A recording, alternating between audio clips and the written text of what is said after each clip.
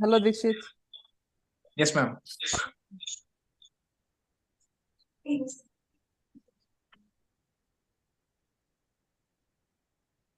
Better. Okay. Hi. Hi. We'll start on time. Not a problem. I know you are being here itself is a big support, Susan. So really. Yes. I'm happy to be here, Neelam. Thank you. We have Dr. Anuradha here. I think that day she was not there in the meeting. And she is an environmentalist. She single-handedly, she has led a lake rejuvenation program for almost a decade. And we are happy to have her here to help us to, in the project program. Thank you. Thank you. That's my pleasure to be here. And this is Suzanne Lucas, Executive Director of World Bamboo Organization. And she's joining at 1 a.m. in the night from I know. From Yeah. Boston. Yeah. We're happy to have you, Susan, at this time. Well, this is a great opportunity. I just want to push it to make it happen. Yeah. Yes. Yeah.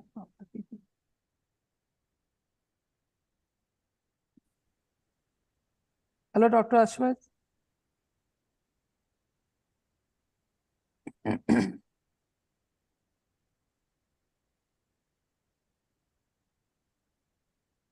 Good morning, madam. Good morning. Good morning. A very good Sunday morning here. Yes, yes. Mm.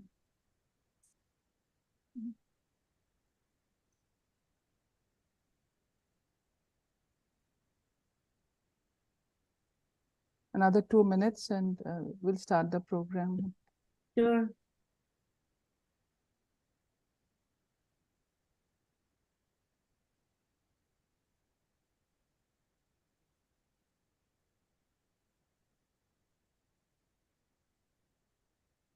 Right, what are we?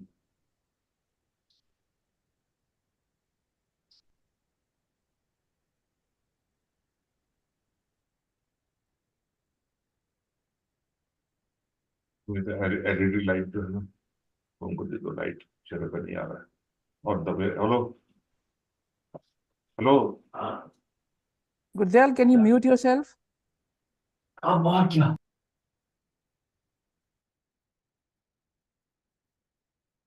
Nilima, are you able to hear Mr. Ellappareddy? He will say hello now. Hello. Yes, sir. Good morning, sir. Very good morning. Yeah, I'm so happy that you are able to join. Yeah. Tell me, ma. Yes, sir. We are about to start and welcome, sir. Welcome. Jasim, sir. Thank you. Good morning. Hello, DK. Oh, one second. Nilima, you will have to just tell me when to mute him and unmute him, please. Okay. You So can right put. now, He can be on the video. video, we are in the car. Okay. So No problem. it's a little difficult. Once we reach home, then maybe. Okay. No problem. Yeah. No problem. I'm sorry about that. No. It's absolutely fine. I'm sure sir must be saving Bangalore early in the morning somewhere else. Yeah, no, we are. He with the help of a philanthropist, a friend of his, creating an ethno-botanical garden. I knew in it. the name of Janaki Ammal, Okay. the great botanist. So we were at that meeting and we are on our way back home now. Okay. Great. Yeah. I knew that. That's why I didn't say anything. Okay. Yeah. Good morning, sir. Yeah. Srisharam, sir. Good morning. Good morning. When A very good Sunday morning to everyone. Yeah. Good morning, everybody. Good morning, DK. I think Sanjeev is to Jyoti join. ma'am, can you rename the title as Ellappareddy, sir? Only the name. Thank you. That other people will know. Yeah. Sorry, yes. Can you rename the title, ma'am? It is showing as Jyoti Kumar, so can you just write it as Ellappareddy, sir? Also, I'm a bit technically challenged, so I don't Okay. think I can. Not a do that problem. now. Okay. Maybe after going home. Ma'am, can we Okay, no start problem. at 7:30, ma'am? Yeah. Morning, sir. We can see you, sir. We can see you, sir. Good morning. Ma'am, I would like to start the event. Yeah, yeah. Ladies and gentlemen, a very good morning and warm welcome to all of you for joining us in CGBMT School of Simple Living. We are going to have an exclusive webinar to discuss about Bamboo City project and its official launch. I would like to quote a small quote about by Leonardo DiCaprio. We only get one planet. Protecting our future on this planet depends on the conscious evolution of our species. With these inspirational words, this is Architect Radhika Gopinath, Program Manager of CGBMT. On behalf of CGBMT, I welcome all of you to the Bamboo City Project webinar. I welcome one and all. A special welcome to our speakers of the day, respected panelists, honorable advisory committee members of CGBMT, respected dignitaries, and my dear audience. Before we start, I would like to share a brief about CGBMT. The Center for Green Building Materials and Technology is an Indian non-governmental organization that works to promote a sustainable way of living. Our work responds to environmental issues of our times through eco-education, advocacy, research and development, and on-the-ground community projects. CGBMT is aimed to consolidate its 2 decades of contribution to the bamboo sector through advocacy, education, R&D, and skilling, and build upon and further broaden it to cover incubation and enterprise development for the bamboo sector. I would like to invite our special speaker of the day, Ms. Susan Lucas, Executive Director, World Bamboo Organization, to speak few words about World Bamboo Organization. Over to you, ma'am.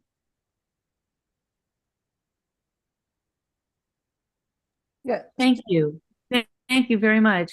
I'm really very honored to be here at the invitation of Neelam. And as the World Bamboo Organization Executive Director, I just want to express our wholehearted support of this project, this initiative. It's so timely and so relevant to today, but really more for tomorrow. And we have to work to make this happen. It's definitely a doable project. And it's, you know, we need a living green city, and Bengaluru can be that bamboo city. It's with the technology and the perfect climate and everything going for it, it makes so much sense to see this happen. And we hope very much to work together with all of you to make Bengaluru the bamboo city, a green, living city full of innovations and technologies and a great place to live. So I hope I can help you and bring together all the colleagues of the World Bamboo Organization and our network around the world to see that this can work. And thank you very much. Thanks, Suzanne, for the kind Thank you words. so much, ma'am. We appreciate your time. Mm-hmm. Now, I Yes, would thank you. request our host and CGBMT founder and principal architect of Manasaram Architects, Professor Neelam Manjunath, and commonly called as Bamboo Ambassador of India, to present Bamboo City project in detail to our esteemed panelists and audience. Over to you, ma'am. Thank you, Radhika.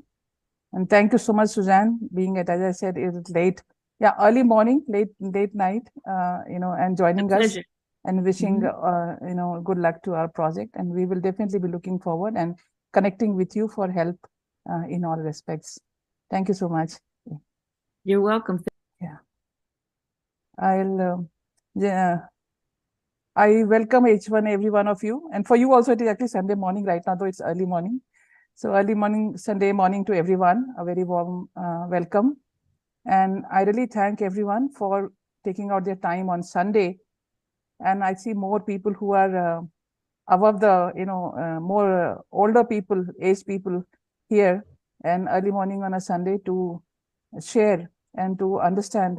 And our flagship project of CGBMT, which is the Bamboo City. I'll start sharing the screen and I'll quickly go through a small brief about the project. I hope you can see my screen. Yes, ma'am. Yeah. Okay. So Again, same problem.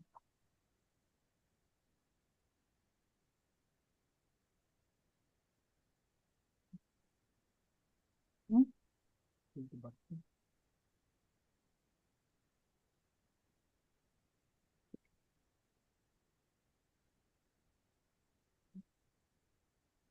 Yeah, okay. You're already technically challenged a little bit. This project, somebody asked me yesterday or day for yesterday in Bhopal as to when did you start working on this project? And I said 1999, when Mr. Shiv Shalam gave me a project with bamboo to work in the Raj Bhavan of Bangalore. And that's when the project started. So I will just share with you, I have been working on bamboo, and CGBMT has been working on skilling advocacy for close to 20 years. And I have been working around 25 years on this. And then and the whole thing came about why this Bamboo City project, why the way I was working, and why suddenly the need to call it or make it into a project which is like a Bamboo City project. And so I have been working on buildings. I'm an architect, and the buildings produce maximum amount of greenhouse gases, and the cities have more concentration of population, as we know, because of the urbanization, and the global warming is mostly because of this building sector and all other people and their consumption patterns. And in this scenario, this rapid urbanization, which is happening concentrated in the cities, and the cities actually consume most of the resources and also emit maximum amount of carbon emissions across the world. And this is a well-known fact.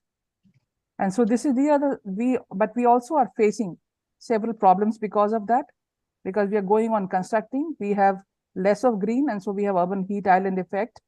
We also, the water doesn't get percolate into the ground, so we have urban flooding.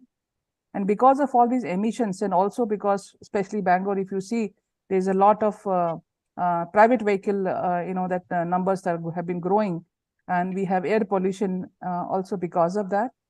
We have water, and this is polluted because all these residential apartment and all other people have been trying to push all the sewage and everything into the water bodies in and around them, and this has polluted the water.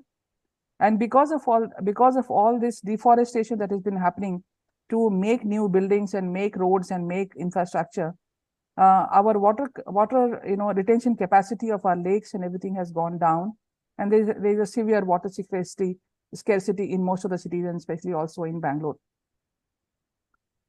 It's still going again.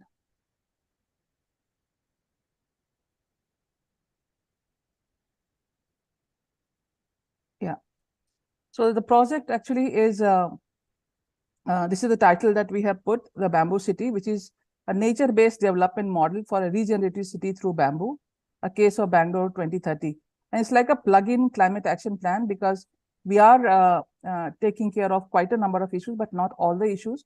So it will be a kind of a plug-in into the main climate action plan, which we intend to through the BBMP, in Bangalore. It has been pitched in C40 Cities program, which is the Women for Climate Bangalore cohort program. And these are the, actually the area and the other details about Bangalore. This is the project at a glance, where we want to make Bangalore a carbon neutral city by 2030. As you are aware that, because COP28 is going on, and you all must be hearing the news, that India has told that they will be able to make the carbon levels, to reduce the carbon levels by 48% by 2030. That's what our honorable PM has actually told in the COP28. But this project aims to try to do that and make it carbon neutral 100% by 2030 and regenerative thereafter. What does regenerative actually means?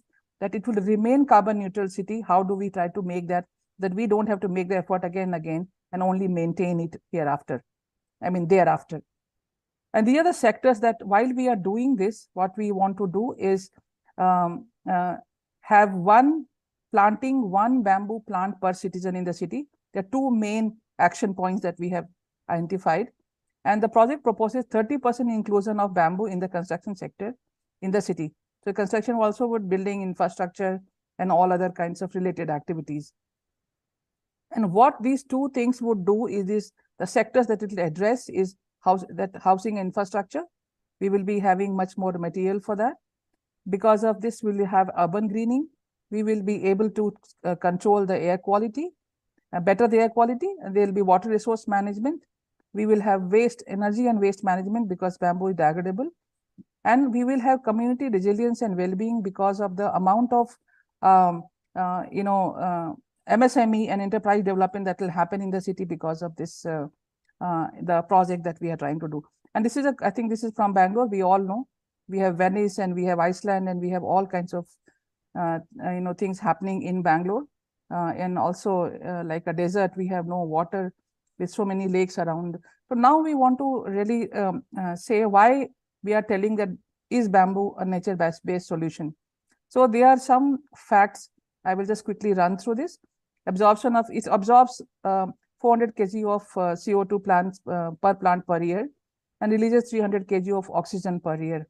And the fallen leaves, they are very good, fertilizer for the soil. And the roots actually are rhizome roots, so they hold the topsoil and prevent soil erosion. This also reduces temperature 4 to 5 degrees in the changes the microclimate condition. And it also increases water retention in the lakes and the water bodies.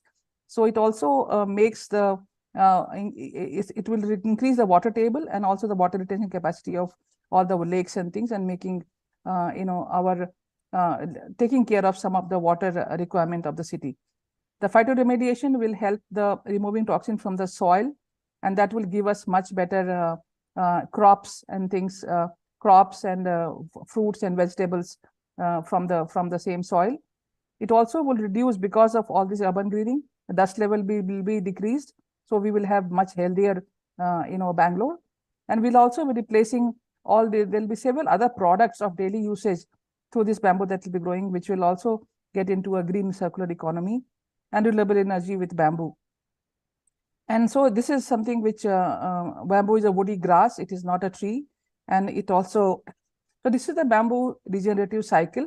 So when we plant bamboo, we grow bamboo, it retains water. So we have water security. We have CO2 sequestration because it is absorbed from the atmosphere. It releases oxygen. So we have all of the oxygen-rich air, improving health of the people. And these new clumps then emerge from the clump, and we grow them and we may use bamboo for development. And once we have, it has reached 4 to 5 years. And after that, every year we can harvest bamboo again, and we can have all these different kinds of products along with buildings that we can actually do out of bamboo. And then after that, the waste from this whole sector, part of it will decompose and provide nutrients to the soil. And the other ones can be made into, renewable energy generation. The waste can be made into pellets for gasification, for electricity generation, and many other uses. And the byproduct of that again will be biochar, which can again go to soil. And as a fertilizer, it's a very good fertilizer. So this is the whole cycle of regenerative cycle. So you have we will get a constant supply of material and solving all these problems in the whole, during the whole life cycle of a bamboo, this thing. This is the comparison between the traditional tree and the bamboo about the oxygen release. If you see, it is 35% higher. CO2 absorption, it is almost double. In the harvesting cycles, it is very less, 3 to 5 years, and whereas you have 30 to 40 years otherwise. And after harvest, again, it regenerates. Its growth rate is very fast, and equipment and labor is very simple. With very simple labor, we can actually process this bamboo. As a construction material, bamboo has been used by us, though we do not know, in our, generations. In our culture, it has been there. It's only after the Britishers came here and told that bamboo is for poor men and other people are supposed to use the other timber, that bamboo was delegated. And probably because of this itself, even today, we have a lot of the wood markets are called bamboo bazaars and not wood bazaars or lakdi ka bazaar in India, even now, because bamboo was used to a long, and rightly so, because it has got a very good strength and tensile strength, flexibility, lightness, and all these bamboo is a resource efficient material. And one more very important thing is a traditional building material. So there is a traditional wisdom and technologies available which can be further improved, and we can engage the bamboo based communities, and that will develop the human development index of the country as well. This is about the conventional building material. As we can again one more how the huge cost is there in the conventional building materials. Bamboo is highly energy efficient and environment friendly, reduces the carbon print, and very easy construction techniques. With that, we can do very contemporary buildings. It promotes the vernacular architecture and creates a lot of local employment and sociological impact, and also reversing the toxic economy cycle that we have right now today. This Bamboo City climate change mitigation objectives that we have, I think, already we discussed, but once I will just quickly run through, is urban greening. So growing bamboo in the city helps in reforestation because bamboo grows very fast. So immediately we can have a green cover in the city. And so in the process, soil will undergo phytoremediation. And since it grows very quickly, it also will mitigate the greenhouse effect by absorbing carbon dioxide. And mainstreaming bamboo in construction will reduce the carbon footprint.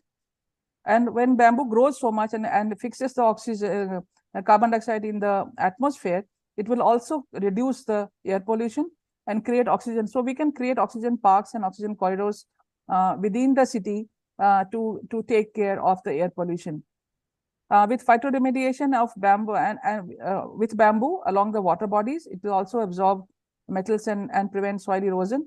And it will clear the water which goes to the peri-urban areas where our all the supplies of vegetables and fruits which happens to the cities in almost all the cities and also in Bangalore, that will have a healthier water, a healthier soil, that will so we will have the healthier food, which is also one of the very basic things because it affects our health.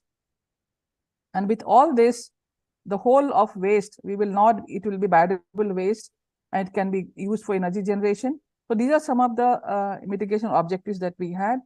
This is the process that we have deployed, because such a huge project requires a systematic approach to it and a systemic approach also to it, because there are too many stakeholders involved. And that is why, probably trying to approach it in a very methodical manner, trying to involve a lot of stakeholders. So we started with the inception, set up a research team, and then followed by advisory team, and we made a small project plan. With that, we went for literature review of the Bangalore and the bamboo species, and then we did the analysis of data. And with that, we all started engaging with the government authorities and civil societies and trying to have dialogues with them as to how to take the project forward. We spoke to all the Bamboo Bazaar people and the vendors on the road. And with all this, we made action pointers for each issue and review of the initial project plan. And with that, we have now reached the DPR preparation, revising and strengthening action plans. We are starting in here now in the final DPR preparation. And with that, we'll go to the organizations. We'll also go to the local authorities, and also go to funding agencies and people from where we can actually start to explore funding and grants. With that, as I said, the implementation has already started. We put our first bamboo plants at our CGBMT site on the World Bamboo Day on 18th September. And that was the thing that we have started, and then we are working now along. And we had our first advisory committee meeting.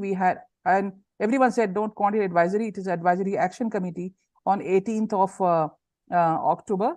And then we are ready today to launch the project.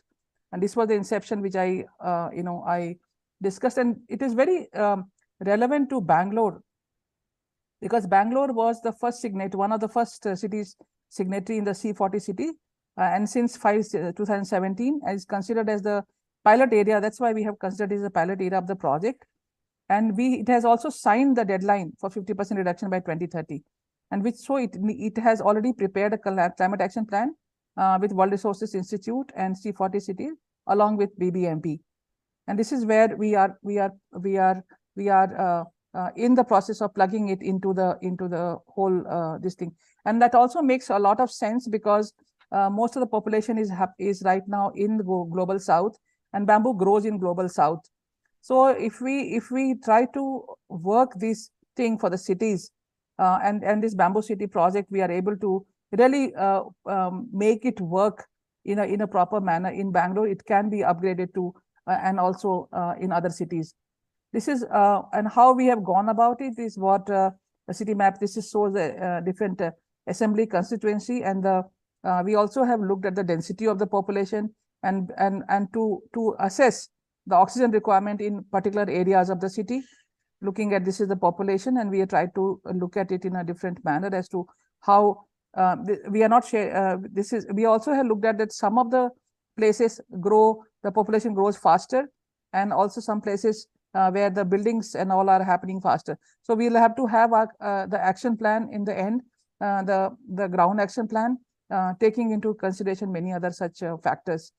And bamboo is not new to Bangalore. We have a lot of people, and we have in and around areas where bamboo has been growing, and people have been getting it into the city. Here also must have been a lot of bamboo here. But now, of course, since it's a city like this, and we have cut most of it, even in the parks, it has been cut, even Kaban Park, the bamboo flowered, and then new bamboo now has been put there. So it has been a part of the city here, and I think most of the cities in the global south, we have bamboos out there, and people have been using it, and that makes a lot of. Also, we have the most premier institutes working on bamboo in the city of Bangalore, and that is really going to help us in taking this forward for the value addition and the industry development, which is a very important part of the whole circular city program that we are trying to launch. And we have been, CGBMT has been working with them right from the inception from 1999.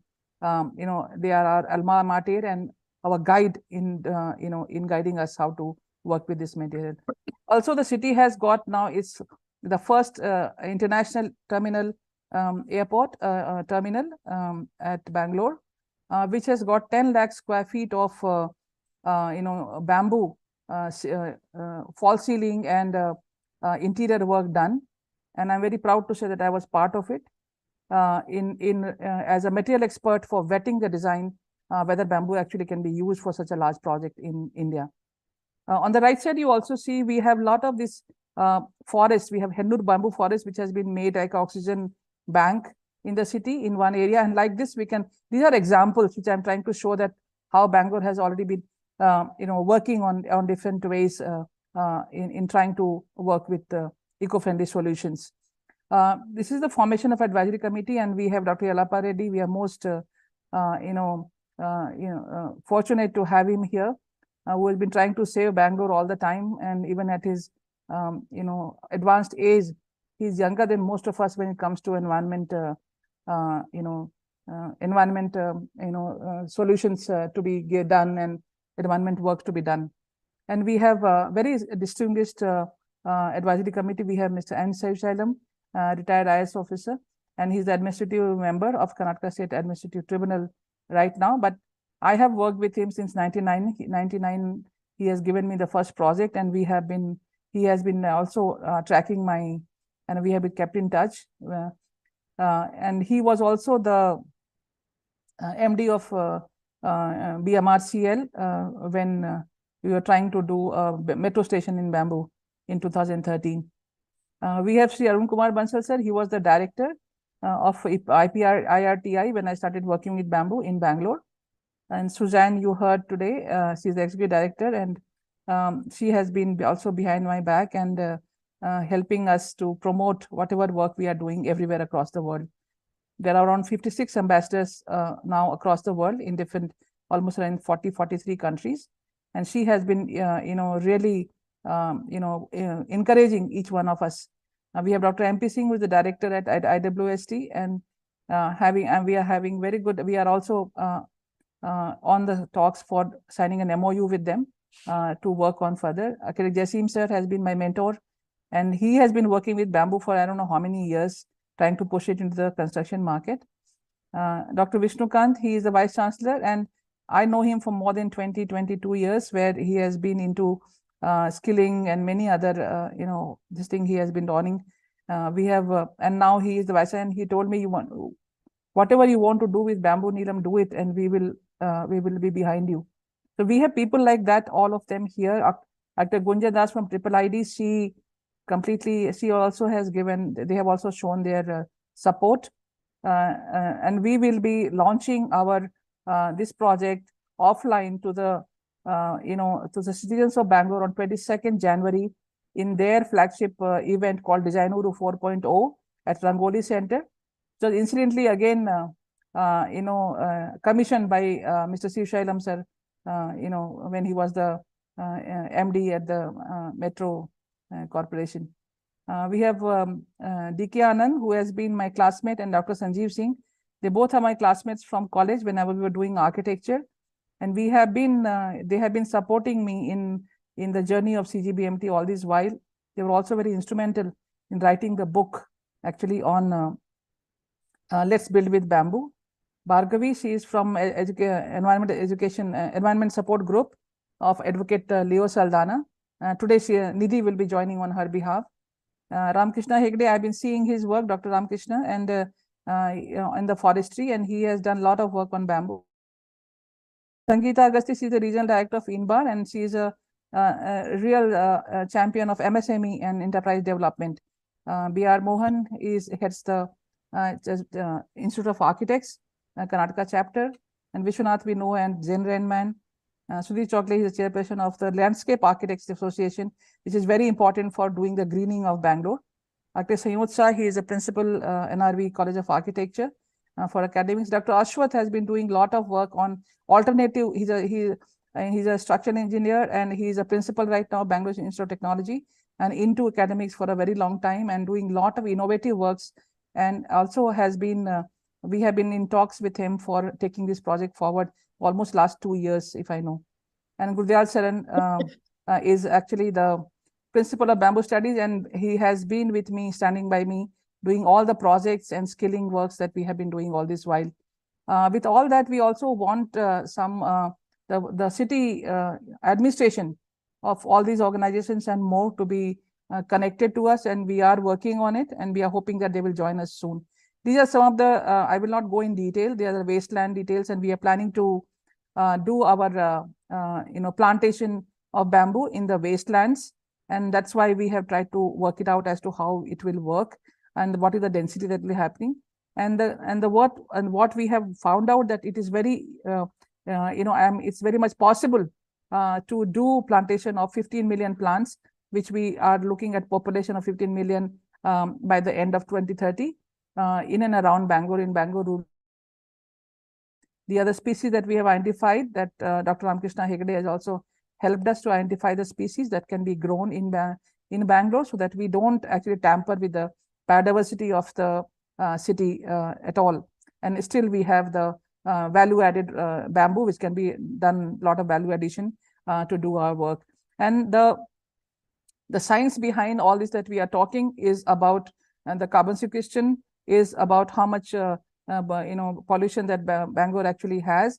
And if we put that 15 million plants, what is the kind of emission that we will be able to mitigate? And that's about 58% of carbon emission can be reduced through bamboo plantations. And then Bangalore has got still a lot of plants. There could be another percentage that we can add, and we are trying to find out from the tree census that is happening right now. It's still not finalized as to what could be the thing, and then we can add that here to see that what can be the total emission by the greening that is there in Bangalore, and how it can be reduced. The another one part was about the why one bamboo per person. This is the science behind that, is that we need around 0.84 kg of oxygen per day, and oxygen rated released by one bamboo plant per day is 82 kgs. So one bamboo can fulfill the oxygen requirement for a person, and that's how we have come up with this idea of putting, planting bamboo in the existing parks along the roads, can make oxygen parks and oxygen corridors and throughout the city like that. There are many oxygen parks have been happening in Bangalore, in and around Bangalore, and across the world because of this. This is one state level energy park project that I did in 2005, and this is for and calculated, that how much CO2 emissions can be reduced if we do completely most of this, I mean, almost 80% with bamboo, if we do, what will be the carbon reduction? And this was the calculation that I have done, and which has been cited now by many people in their research and otherwise. 7.1 times less energy actually than this. So we worked out that if we put it 30% bamboo in the building, what will be our carbon emission reduction? Because putting 80% is almost quite impossible, and it is not suitable to the Bangalore climate. Where all what we can do. So we took an average of 30%, and with that we found out that we should be able to reduce by almost 28% of carbon emissions in Bangalore by incorporating 30% of bamboo usage in buildings. And that is how we actually worked out. This also will lead to rejuvenation of water bodies by planting bamboo along the periphery of the lakes and the check dams. They'll purify water, and also by absorbing the toxins in there. And there are a lot of case studies which are there across the world, which has been working on this bamboo for water purification. This is one project that we had done with Environment Support Group with Advocate Leo Saldana. He had given us this project to submit to the High Court, which has been approved by the High Court, and we are hoping that this could be our first lake rejuvenation project with bamboo once we go forward. This is then now comes to the energy regeneration after the end of the life of bamboo. I mean bamboo clump, not the bamboo plant. We can convert that into electricity and many other forms, and also fortify the soil with the waste because it's biodegradable. So to get this onto the ground, we really needed what the citizens of Bangalore think, what the authorities think, what the architects think, and what are their problems and issues and all that. And that's why we had planned to do this stakeover surveys and engagement, and which we have been doing. It has been on, and different types of questionnaires we have prepared for different architects, builders, students, institutions, and industry. These are all the role of citizens as per that: education, participation in the process, education, advocacy, active engagement in bamboo plantation and construction. Then maintenance monitoring will become another major thing, because if we don't monitor, we will not know what has actually happened. So maintenance, monitoring, and feedback is the most important thing to get tomorrow the proof of concept to get into a policy framework in the later years to really work.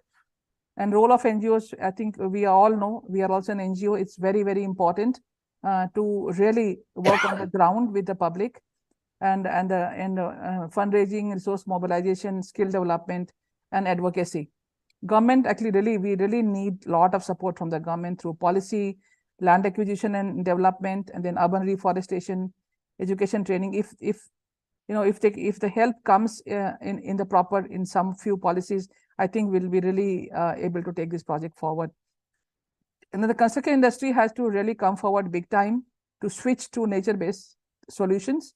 And this is where we have people like Dr. Ashwath, and who have been trying to connect me to Bureau of Indian Standards and other organizations, and we are trying to get this into the schedule of rates, also so that it can be further, incorporated into the construction sector. We also need to do a lot of research and enhancement of things.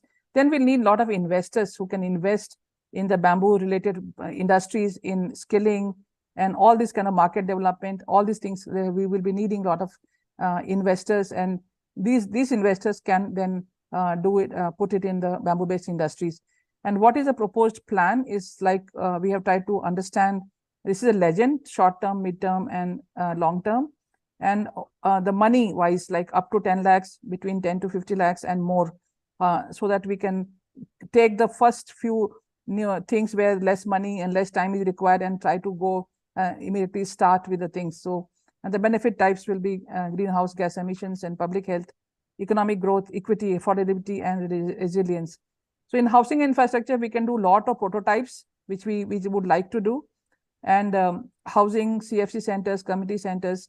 We can do schools, government offices, bus shelters, metro station, resorts, gazebos, streetscapes, slum upgradation, bridges, small bridges, disaster kit development, toilet blocks and installation. There are a lot of ways in which actually it can be done, and there can be small, medium, and long-term things out there. And then schedule of rates and building code, that also needs to be done simultaneously. We also need to skill people in the sector. We also need to have academic integration of bamboo in the engineering fields and the building sciences and architecture fields. And these are some of the examples of our projects which we have done. This is all on housing. This is on institutional. We have different kinds of projects here. Office spaces, different kinds of office spaces, infrastructure.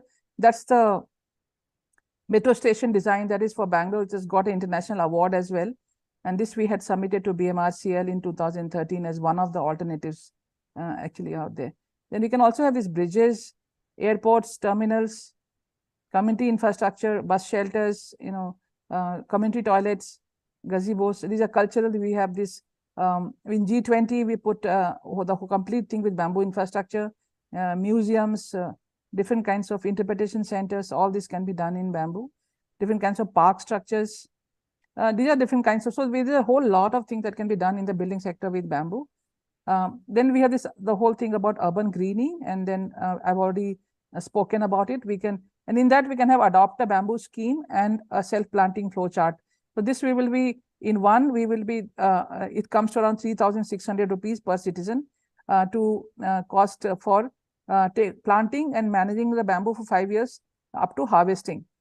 And that can be like adopt a bamboo, and then it can be like the bamboo plant can be put and they can be named after them and they can be geotagged. So one can know the progress of the, the bamboo plant that they have actually funded. And the second one can be where you can actually take the bamboo plant, and then you can do it yourself. We can educate and we can give the planting leaflets for guidelines, and then it can be an form, and this support can be given. So there are two schemes as to how we plan to go ahead.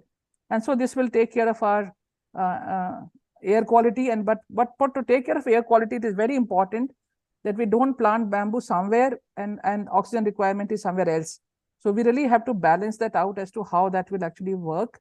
And water resource management, I think I talked about that project, and we start with this thing.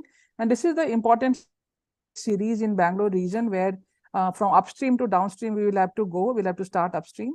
And this was in a discussion with Subha Ramchandran of Biome. We had a discussion with her, and this is what we are working on as to how to really take care and how to really go about it. These are all very arduous and long and tasks, but I'm very sure they are doable.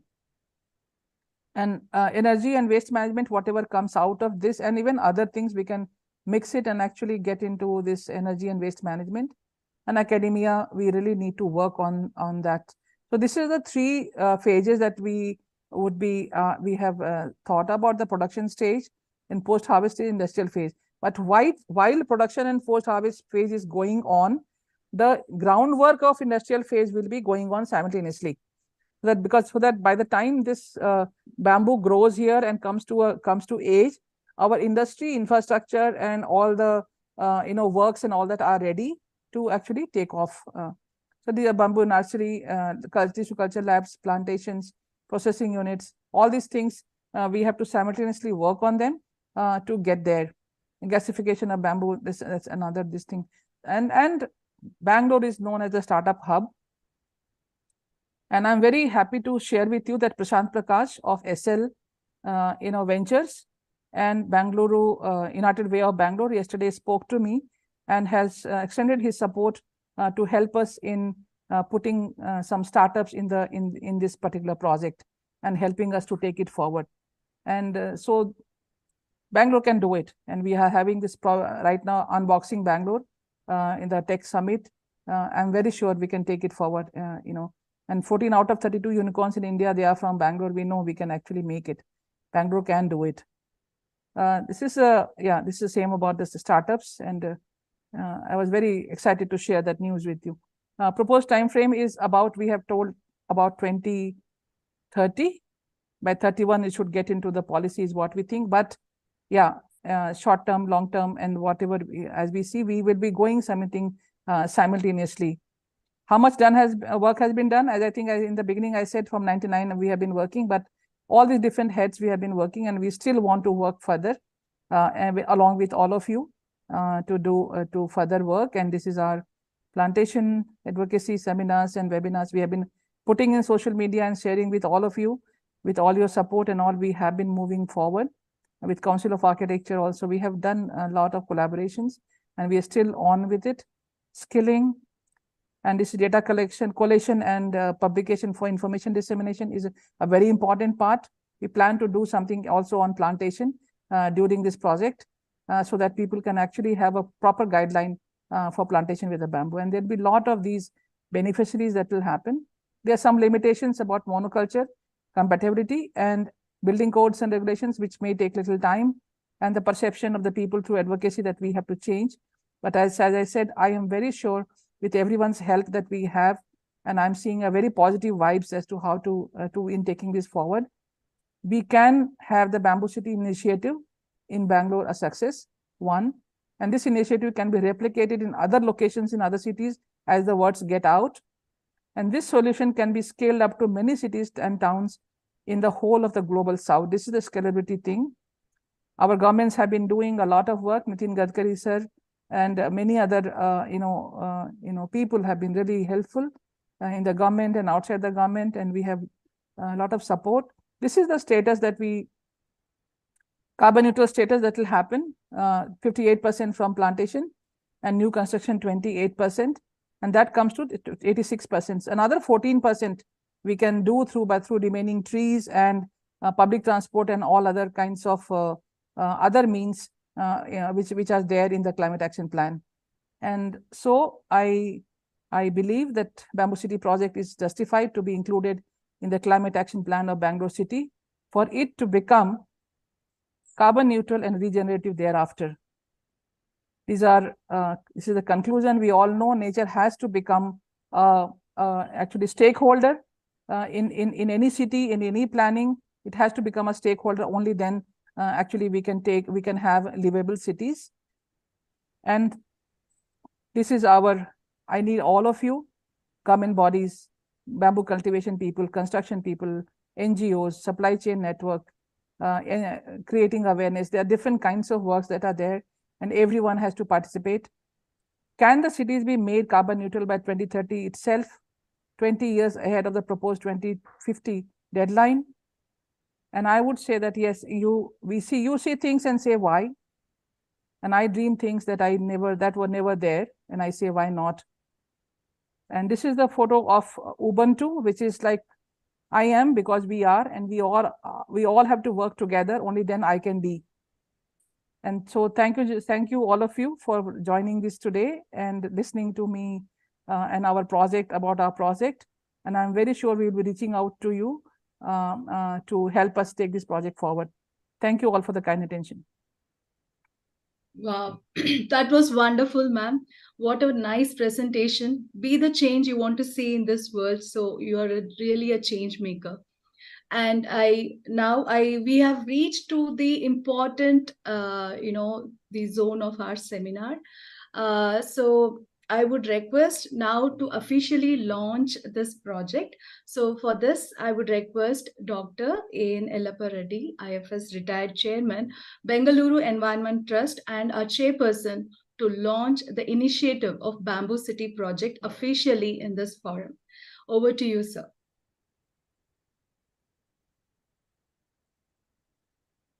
And I would request the backend team to flash the poster in the screen, please.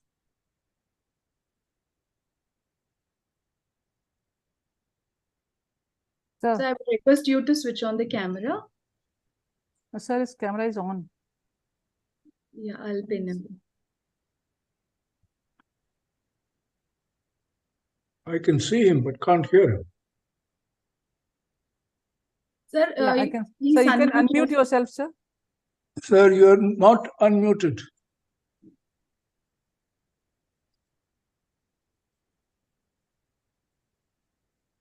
It's again gone on mute. So you can unmute yourself, sir. No, I was. But Jyoti. Yeah, yes, sir. Now it's fine, sir. No, it's not. Jyoti, It's not. there? Jyoti, can you unmute?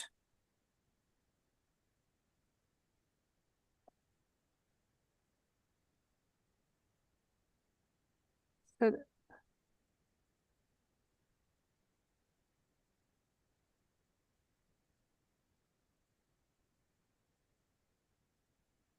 Just a moment. I will just tell you. No, he Anything has gone to specific? get help. Let's Yeah. wait. Let's wait for some time. Yeah.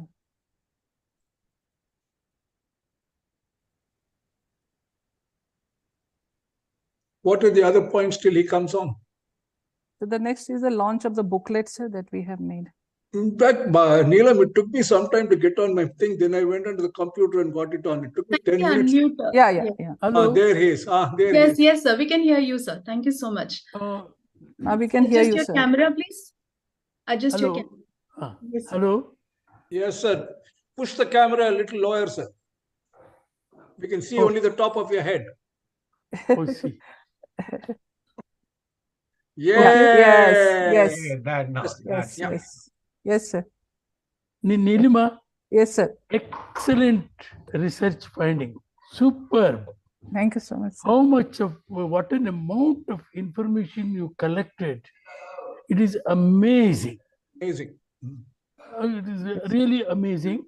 I am really delighted you have taken Bangalore for bamboo.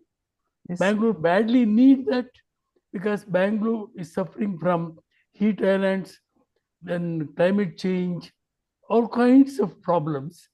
At least you are very cleverly, beautifully projected about mitigation technology, adaptation technology, and the various ways of using the renewable resources. I think Bangaloreans are really lucky to have an eminent personalities like you. Only thing is the government should take it seriously and try to implement all the suggestions you have given elaborately and beautifully. So I think my learned friend Jaisim will highlight about the other aspects of how the construction industry, which is one of the culprit causing most of the problems, and also the resource waste management by non-degradable things can be reduced. I request Jaisim to take over and to Sir, I've been talking to Institute and other Yeah, people we, because bamboo yes, there'll be a panel discussion, sir, on that. in reinforcement of concrete, soft concrete structures to do Very good. reinforcement itself. So it's working well because bamboo's degradability is very low, as Neelam says. It not doesn't just run away like that. We should know only the only thing I was told her how to do the preservation for long term. We can easily replace, especially for low cost housing and economic housing. It's a phenomenal materials. Yes, Sir, sir, I'll we push have- them, yeah, from the architect's angle. I'll push them from the So other we have panel discussion, sir, after this. Sir, on it these is two topics. Mr. Jaisim, sir, it is possible with the boric acid treatment. Oh, yeah, that should, but that will make a lot of sense. The sugary solution is leached out. Automatically, the lifespan of the bamboo will increase tenfolds. Excellent. Okay, sir. So please request you to launch the project, sir. I mean, announce it, launch.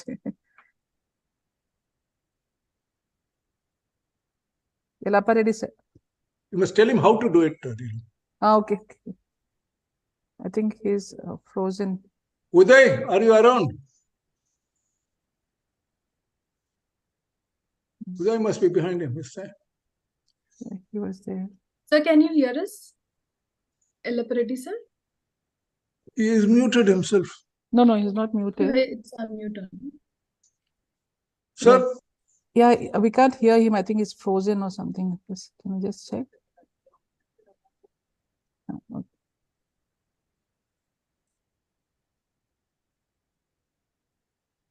Jyoti is coming. good, good. Is she there? Yeah, she's there.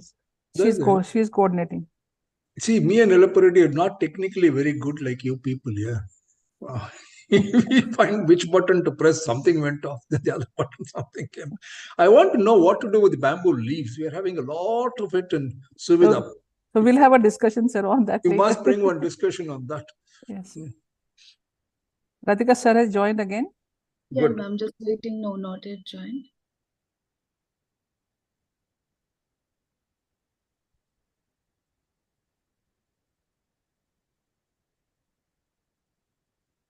We'll just wait for 2 more minutes. There is an internet issue, I guess.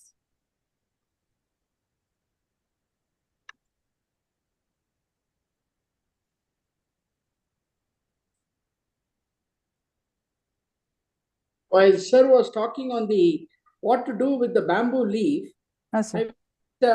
State one small anecdotal thing of what's happening in the USA in homes.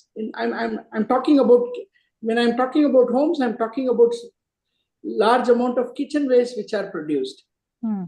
See, they have come up with a small digester which costs $100, 7,000 rupees. Now the same digester, if you want to bring it to India, it costs 1.5 lakhs of rupees. Now I can tell you, in most homes there are no kitchen wastes at all. In my own sister's home, the kitchen wastes are all zero. In fact, they actually collect, kitchen wastes are no longer being allowed to go through the wash basin. They are being collected and to be used in the digester. And the digester is nothing but 1 feet by 1 feet by 1 feet. And it is a simple thing. It's a heater. It heats it to a high level, and then there is a pounder which cuts it, and at the end of it you get a beautiful manure which is and almost a kg of kitchen waste reduces itself to some 20 or 30 grams. And it's such a wonderful thing. When you are talking about sir was talking about what to do with the leaf. Jyoti is fine. Hello. Yes, sir. Hello. Yes, ma'am. Connected back. Okay. Yes, sir, you are back now. Yes. Yeah. Hello. Yeah. Yes, First, sir. Nehal is talking about Yes, sir. something else. He's Yeah. talking So about we something. would request you to formally announce that the launch of Bamboo City project. You can see the poster on the screen. Yes, I am extremely happy to launch this project. Bangalore really needs such a project for improving the health of the breathable air, quality of the breathable air. I am sure government of Karnataka will take it seriously. All the projects which you have mentioned are doable and cost effective. And I initiated bamboo planting in Indira Gandhi Fountain, planted about 300 plants about 3 years back.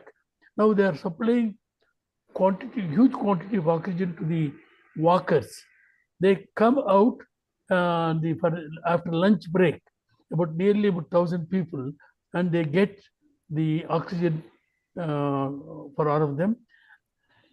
Likewise, in many places, I am recommending to plant bamboo, which is non-flowering.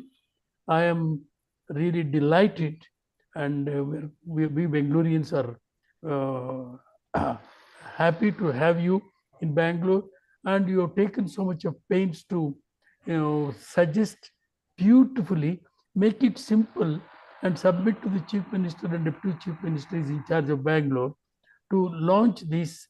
And there are nearly hundreds of acres, barren areas, cancer spots are available. Today morning also, we reclaimed a cancer spot and suggested about nearly 200 bamboos to plant along the apartments. Apartment people participated in the discussion today morning. They felt so happy that we are planting bamboo to supply oxygen and also to mitigate noise pollution. Noise and the oxygen, the noise is a silent killer, and oxygen is very badly required because the vehicular traffic and carbon dioxide accumulation. Extremely happy, madam. I don't know how we are grateful to you, and Bangaloreans are lucky to have you in Bangalore, and you selected Bangalore. So thank you. I am very happy to inaugurate and launch this project. Cheers, sir. Thank you, sir. Cheers. Thank you so much, sir. Thank you so much, sir. This means a lot to us. I'm very thankful for your presence today. And now we would request Shri N. Sivaselam, IAS retired, Administrative Member, Karnataka State Administrative Tribunal, Bangalore, to officially launch our project brief. Over to you, sir. Good. Project booklet, sir. a small Okay, booklet sir. for everyone. Can you, It's my pleasure, and Radhika, I'm can you just put that on the screen? Yeah, backend team, please flash the booklet Okay. in the screen, please. there. I'll just do it.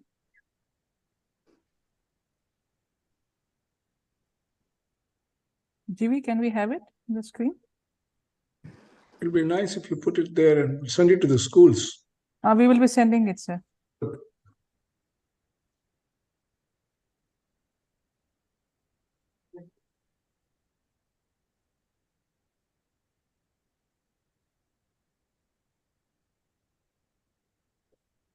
Got it? No. Yeah, I'm doing it. I only now see Ashwath quietly walking in.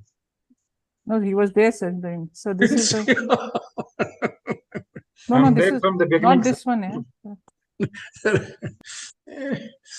Girish, Ah, Yes, No. sir. Yes, sir.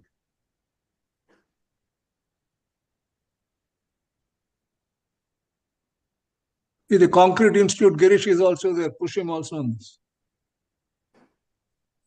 Yes, sure. We can sure collaborate as No, the reinforcement please, replacement. Please, Girish, do it. It'll make a big difference to this. We are for sustainability. Thank you. Anytime. Ma'am, you're muted. You can have it launched and then go page by page. You can Yes, just ma'am. put it here on the Yeah, screen. yeah. Yes, sir. I join all of you in releasing this project brief booklet.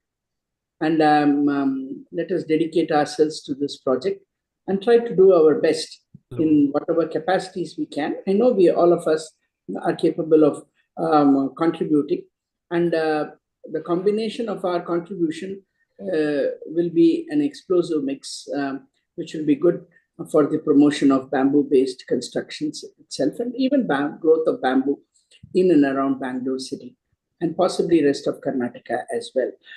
I am very happy to release it and pray for the success of this project.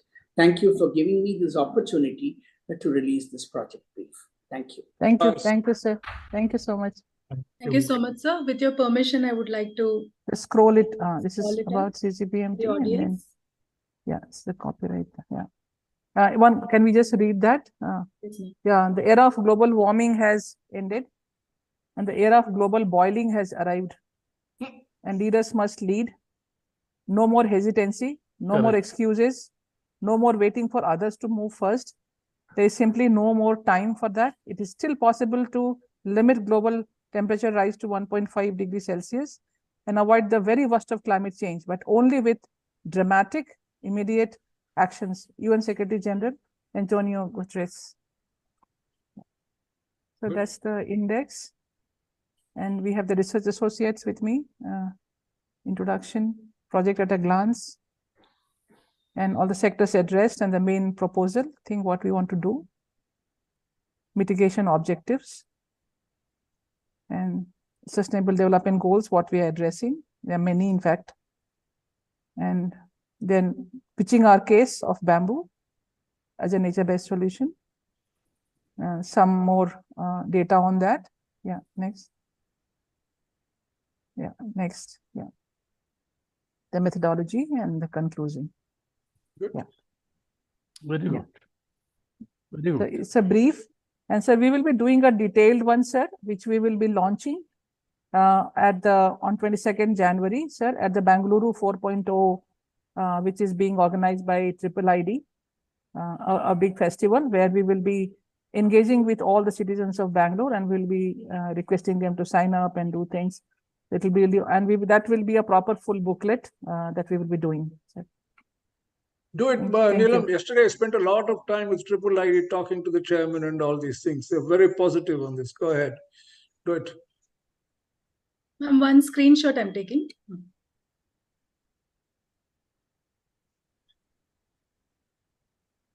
Congratulations, Neelam. I think with the blessings of Dr. Allappu Reddy, Shiv Sailam sir, and all the seniors, definitely, especially our Jaisim sir, all seniors are there, and you have the mix of all the sectors, definitely this project is going to be a grand success. Very good. Congratulations to Thank you you. once again. Thank you. Thank you, Mr. Thank you sir, so much. Yeah. Yes. Next. So Yeah. now we have set up the stage with the right information. So stay tuned for the next 1 hour. We are going to have an interesting panel discussion, and we are starting the important task of today's webinar. So to take this project forward, and we have 2 panel discussion lined up. The first panel discussion is on bamboo plantation, the nature-based solution for climate change mitigation. For this, I would request our moderator for the day, architect Sri Lalita K. And she is the research associate of this project who is assisting our author, Professor Neelam Manjunath, for 8 months. And she will be addressing all our panelists. So before handing over this mic to her, she is a postgraduate from Bangalore University. Her interest in sustainability has driven her to work on this project. She has been working in this project, as I already explained to you. So now I would like to call upon all our esteemed panelists to join the discussion and give their valuable inputs. Firstly, I would like to call upon Dr. A.N. Yellappa Reddy, IFS retired, Chairman, Bengaluru Environmental Trust. Sir, please come forward and switch on your camera so that audience will be able to see you. And the second panelist for the day, Professor Ramakrishna Hegde, Professor, College of Forestry, Ponampet, Keladi Shivappa Nayak University of Agriculture and Horticulture Sciences. Sir, I would request you to switch on your camera. And the next panelist, Dr. Annapurna Kamath. She is the social initiator and a founder trustee of Jalaposhan Trust, started citizen participation in lake conservation. And then we request Sri Gurudyal Saran, Principal, Bamboo School of Studies, to join the panel discussion, please. And we have one more panelist here, Ms. Nidhi. She is a legal associate and advocate with a passion for environmental law. I would request all the panelists to come forward.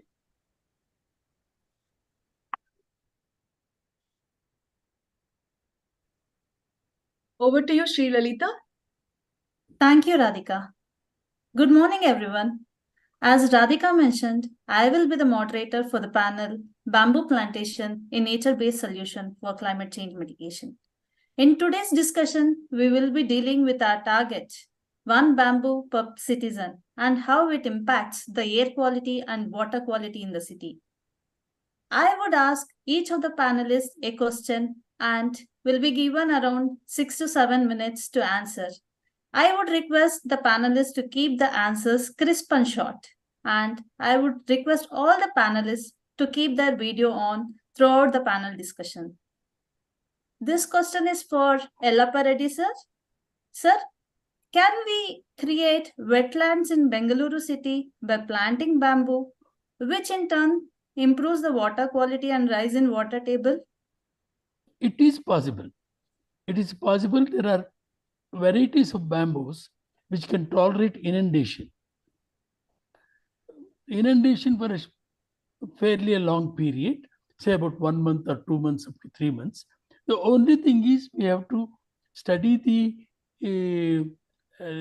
behavior of the plant to tolerate the sewage water and toxic substances which are getting into the ecosystems.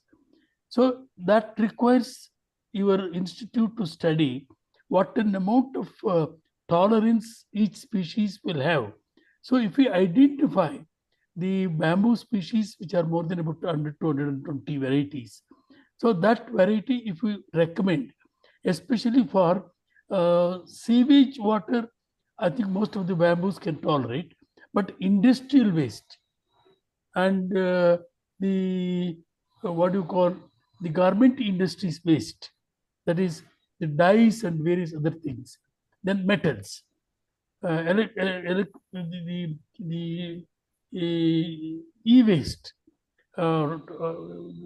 chromium, then lead, other things, heavy metals are there. So what is required? We need a specific bamboo which can tolerate that type of industrial effluents and that type of e-waste effluents, that type of other kinds of the waste materials which have been released. So there is no cost-effective technologies to treat these effluents.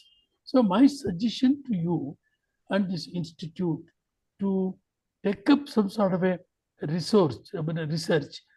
I think bamboo being a fast-growing species, it is possible to get results within, say, about 3-4 years. Good I point. think, yes, sir. Yes. Yes, madam. This is my suggestion. Okay, sir. So we came across the Gnana Bharati campus, the created wetlands in the Bangalore University campus. Beautiful. It was bamboo. amazing project, sir. Amazing. You have seen that bamboos, how the sewage water gets, how the bamboo is able to absorb all the organic matter. That one small portion of about few acres, excellent wetland with bamboo, and where it is not allowing the sunlight to penetrate, and then it is absorbing, converting organic matter into a very useful material, bamboo. Yes, sir. So thank you, sir. Thank you for your suggestion that we need to go for each of the bamboo plantation and its tolerance levels has to be studied. Thank you, sir. So anything else you want to say for the successful of this project, sir? It requires only will, only to sacrifice a portion of the land instead of converting into commercial areas or building concrete jungles. Only thing is 1/3 of the area should be dedicated for converting this type of a greenery. Not only bamboo, along with bamboo, there are other species can be incorporated as a polyculture. To get habitat for fauna and birds and bees, etc. All those things have been demonstrated by mixing bamboo and also other keystone species. Okay, sir. Yeah. Thank you, sir. Okay. Now I'll move on to the next panelist, Dr. Ramakrishna Hegde, sir. Sir, with your relevant experience, can you please tell us what species can be planted in Bengaluru city, especially in highly dense regions, where the availability of land is limited? First of all, good afternoon to one and all. Sorry, because of some network connection, I was a bit late, 1 or 2 minutes late. By the time I think the introduction must have been over. And a great thanks to Dr. A.N. Yellappa Reddy.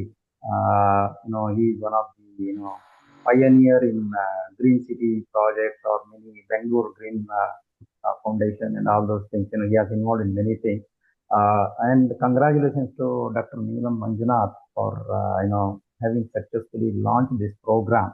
Now the issue is how to go about it. So definitely the first and important thing is that for taking up or for identifying the species, see, one species cannot come in all sort of sites. So depending upon the site condition, we have to identify the appropriate species. So in my opinion, the first and foremost thing is that the selection of site where you are going to plant. Suppose if you are planting in, say, marshy condition, there are certain species which can tolerate this water stagnation to a certain extent. Or what are the site preparation that needs to be done so that the plant can survive without, without affecting its growth and development. Then definitely the second issue is after identifying the appropriate site, we have to identify the appropriate species which is suitable for that. For example, if you are planting, say, if you have 2 buildings, maybe you have a space of say 10 meters this wide. So if you want to take up plant, so there are certain species like the species which can grow very tall and which are small. For example, Thyrostachys foliae. So, and the end use of that is also very, very important because this project has to be sustained by itself. It should be on long-term basis. So the end use. So definitely this has very good end use from the point of furniture making and all those things, even for the construction purpose. So another thing is that suppose as it was mentioned earlier by our Zoom no. talk. Yeah, this That will be done in another. Dr. A.N. Yellappa Reddy, sir, regarding the treating the sewage water. So we have to identify the species which can tolerate the the sewage. Because there are certain species the tolerance level is different. So we have to identify, because unfortunately not much work has been done on this. So as it was pointed out by our Yellappa Reddy sir, so it has to be worked out first. What is the quantum? Normally, if you take sewage water, suppose if you take the normal water with, if you add maybe 10%, 20%, the tolerance level, can be identified, and based on that we can think of. Small studies need to be done, and based on that we can identify the species.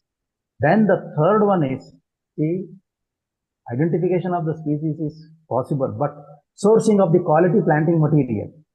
Because what is happening is nowadays many people are telling that bamboo this, but where is the quality planting material? So the quality planting material which is required for your plantation or your activity is also another important thing. I think I have answered your question now. Thank you. Sir. So there is one more question I would like you to answer. Yeah, please. Sir, until the amendment of 2017 Indian Forest Act, bamboo was considered as a tree, not as a grass. Yeah. So the cutting and transporting of bamboo was prohibited. Do you think it affected the plantation and usage of bamboo and the livelihoods of the people who were based on this bamboo sector? No, earlier it was not totally prohibited, but only thing is that if you want to fell the bamboo, you should take the permission from the State Forest Department, because that was done to prevent illegal harvesting in the forest area. So that was done. But after that, especially in certain places, the people are cultivating bamboo, and in order to encourage the bamboo, the bamboo species which is naturally grown in the forest area was not considered for exemption of felling permission. Whereas the bamboo species which are grown in the forest, which are grown in the farmer's field, which are not naturally seen in the forest area, they were exempted. Definitely, the removal of bamboo, for the felling permission is good move to encourage the bamboo sector growth. But in certain places, it is not now even today.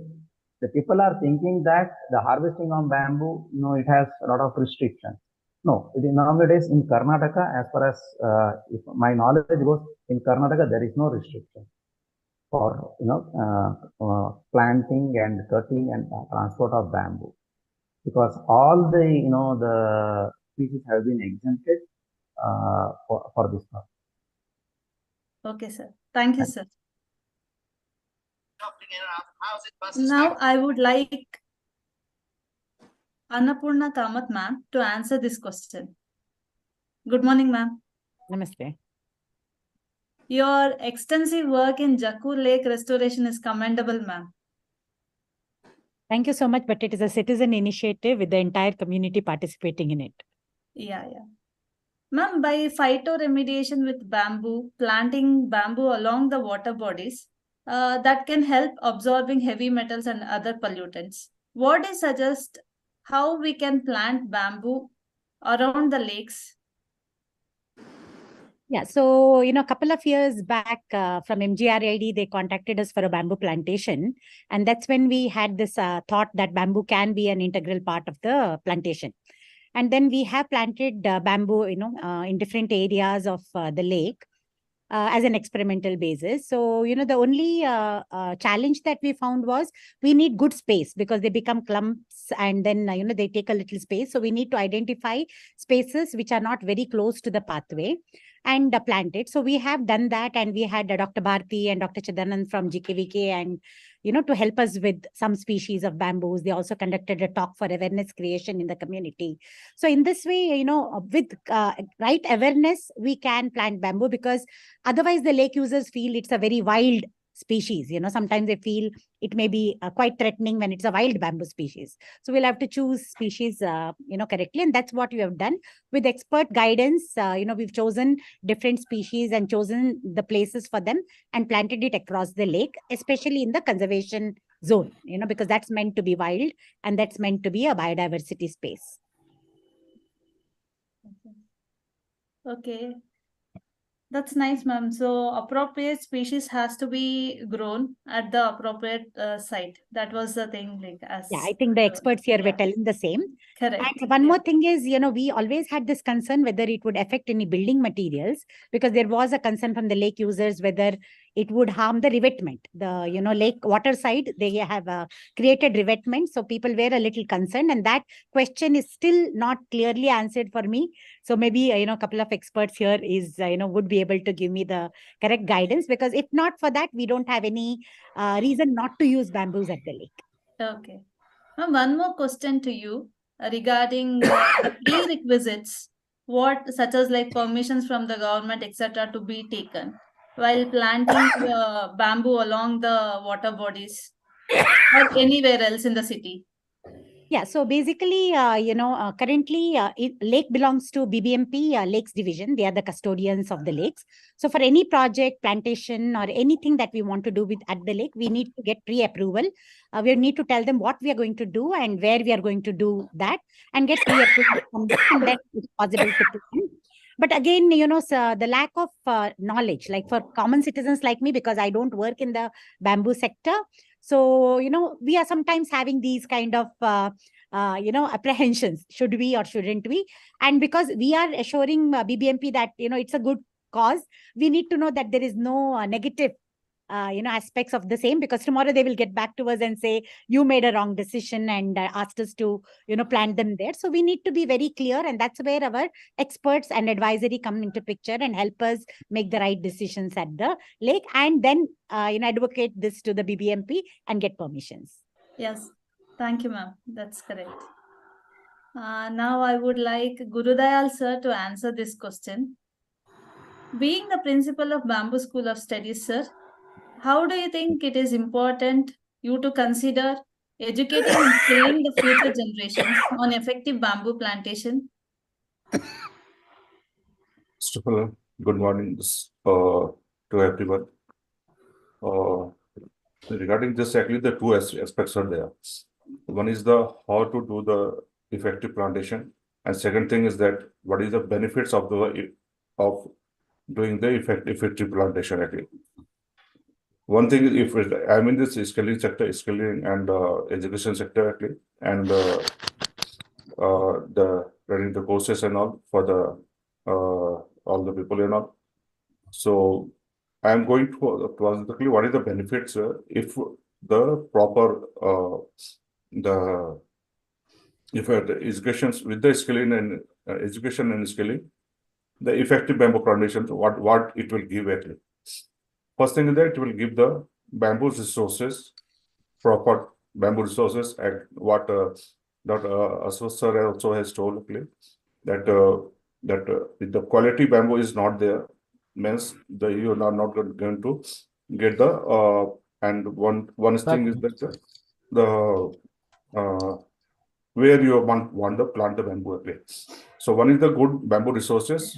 So due to that actually, which is you can get the proper amount of the oxygen, and that will give to the population of this one, and we can get the balanced oxygen and the balanced carbon dioxide actually, which will in turn the persons will get the less susceptible to the diseases like respiratory, the air quality will be good actually, and all that. If the correct for that way actually, the skill in development and the education is required to the students and all, and the least number of the health issues is for that actually. What Madam CEO Madam has told actually, that regarding for the air quality is one of the factor also for making the to do the plantation, and for that plantation and all, the awareness is required actually for doing the for like that one skilling and this one. Second thing is that the cultivation means the quantity of the employment generations will be more likely. If the proper effective bamboo plantation will be there, then the more quantity of the employment generation will be there, and the more enterprise development will be there. And the direct employment to the potential the employment to the in planting, harvesting, and the processing activities will be there. Third thing is that the sustainable benefits. So absorptions of carbon dioxide and the more oxygen will get directly. And fourth point is that this is the source of the livelihood actually. In that case, the major quality of the raw materials means the paper industries, what they are using, the more bamboo they are using. Handicrafts means actually in the India is in the best in the bamboo artisans now. So a lot of employment generations will be there, and for that skill development and education is required actually. Third thing is the housing, like in the bamboo construction sector and all. Since years back, actually we are using the bamboo, and this can be used for the lot of this. We are using that one, and still a lot of new techniques are there actually to do the for the housing and all. For that one also, the education and the skilling is required for the effective plantation, bamboo plantation. If all these things will factor is there, for all the making the decision for that one, main source is that actually the effective bamboo plantation. If that is not there, all the things will be, it's not in the a lot of problems can be happen. And the rural and the agriculture applications and the packaging industry, one thing is that. And one more thing is that this what I want to say, with bamboo, that skilling and development, skilling and education, still a lot of things we have to do. A lot of things here we have already taken into consideration, and CGBMT is doing since almost 2003 or a long time back. We are doing that one, and we are doing the for workshops, seminars, and all the things we are doing that one, so that further in all of them we are doing the skill development and all. For that actually skill development, the effective bamboo plantations, all the things. This is the factor actually. And one more, this is that bamboo also plays the role of the diversity, the land registration, and the library improvement and all. And bamboo also teaches us the lessons of the patience, faith, preservation, preserves growth and the development. All these factors are there, which for all these factors actually the main source is the bamboo plantation and the effective bamboo plantation. And for effective bamboo plantation and all, the proper education and the awareness and the skilling is required for all the citizens and all. I think I have given the. That's both these absolutely aspects and all. correct what you said. Yeah. Like for proper like bamboo effective plantation, one Yeah. needs to have proper skilling and education about it. Yeah. And the continuous efforts in skilling and educating through webinars, workshops, and courses to our younger kids and generating employment. Thank you, sir. Yeah. Thank you for your efforts. And anything else, panelists, you would like to say, that any other suggestions that would help us in making this project success?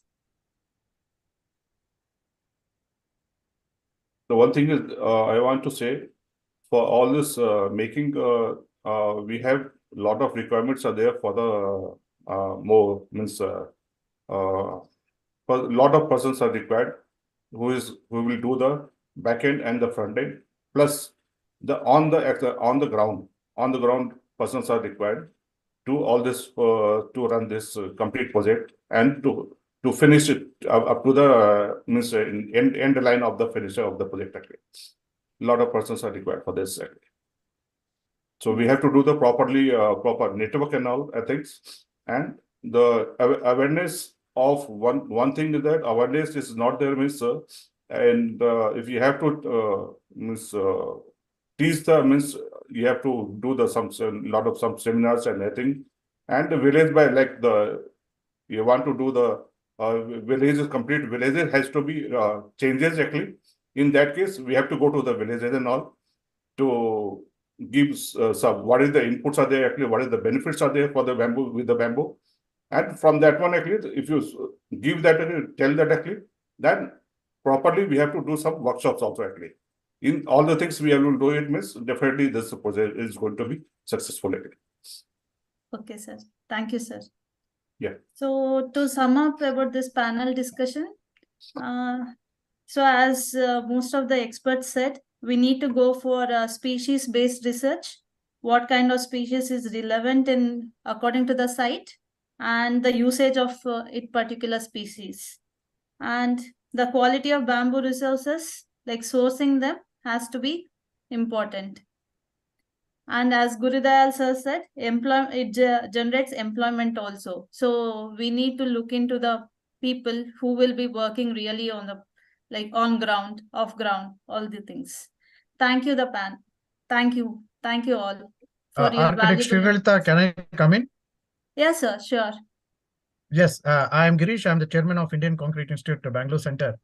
As Shri Gurudayal Sharanji very rightly said, we are talking of sustainability, but for making bamboo big time, real time in our construction practices, sustainability of our own endeavors on this is very important. We need to, and see the change of mindsets, which we have been having for the past 200, 300 years, like Dr. Nilima very nicely said that bamboo, thanks to the Britishers, they came and said that bamboo is for the poor people. So that mindset has to change now. And one good thing about the entire thing is that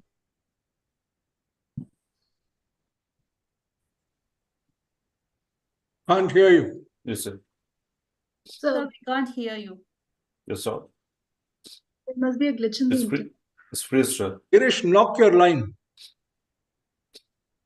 It is freeze. Concreted yourself. I think video or something. No, he's concreted himself. Oh.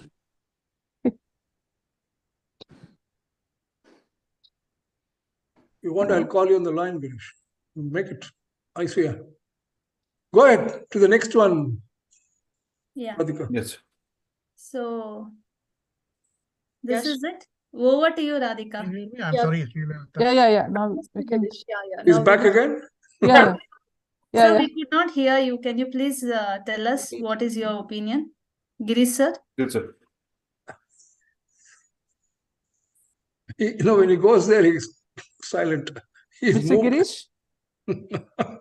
You can switch off the camera, your voice will be audible, I guess. Mr. Girish, we can't hear you.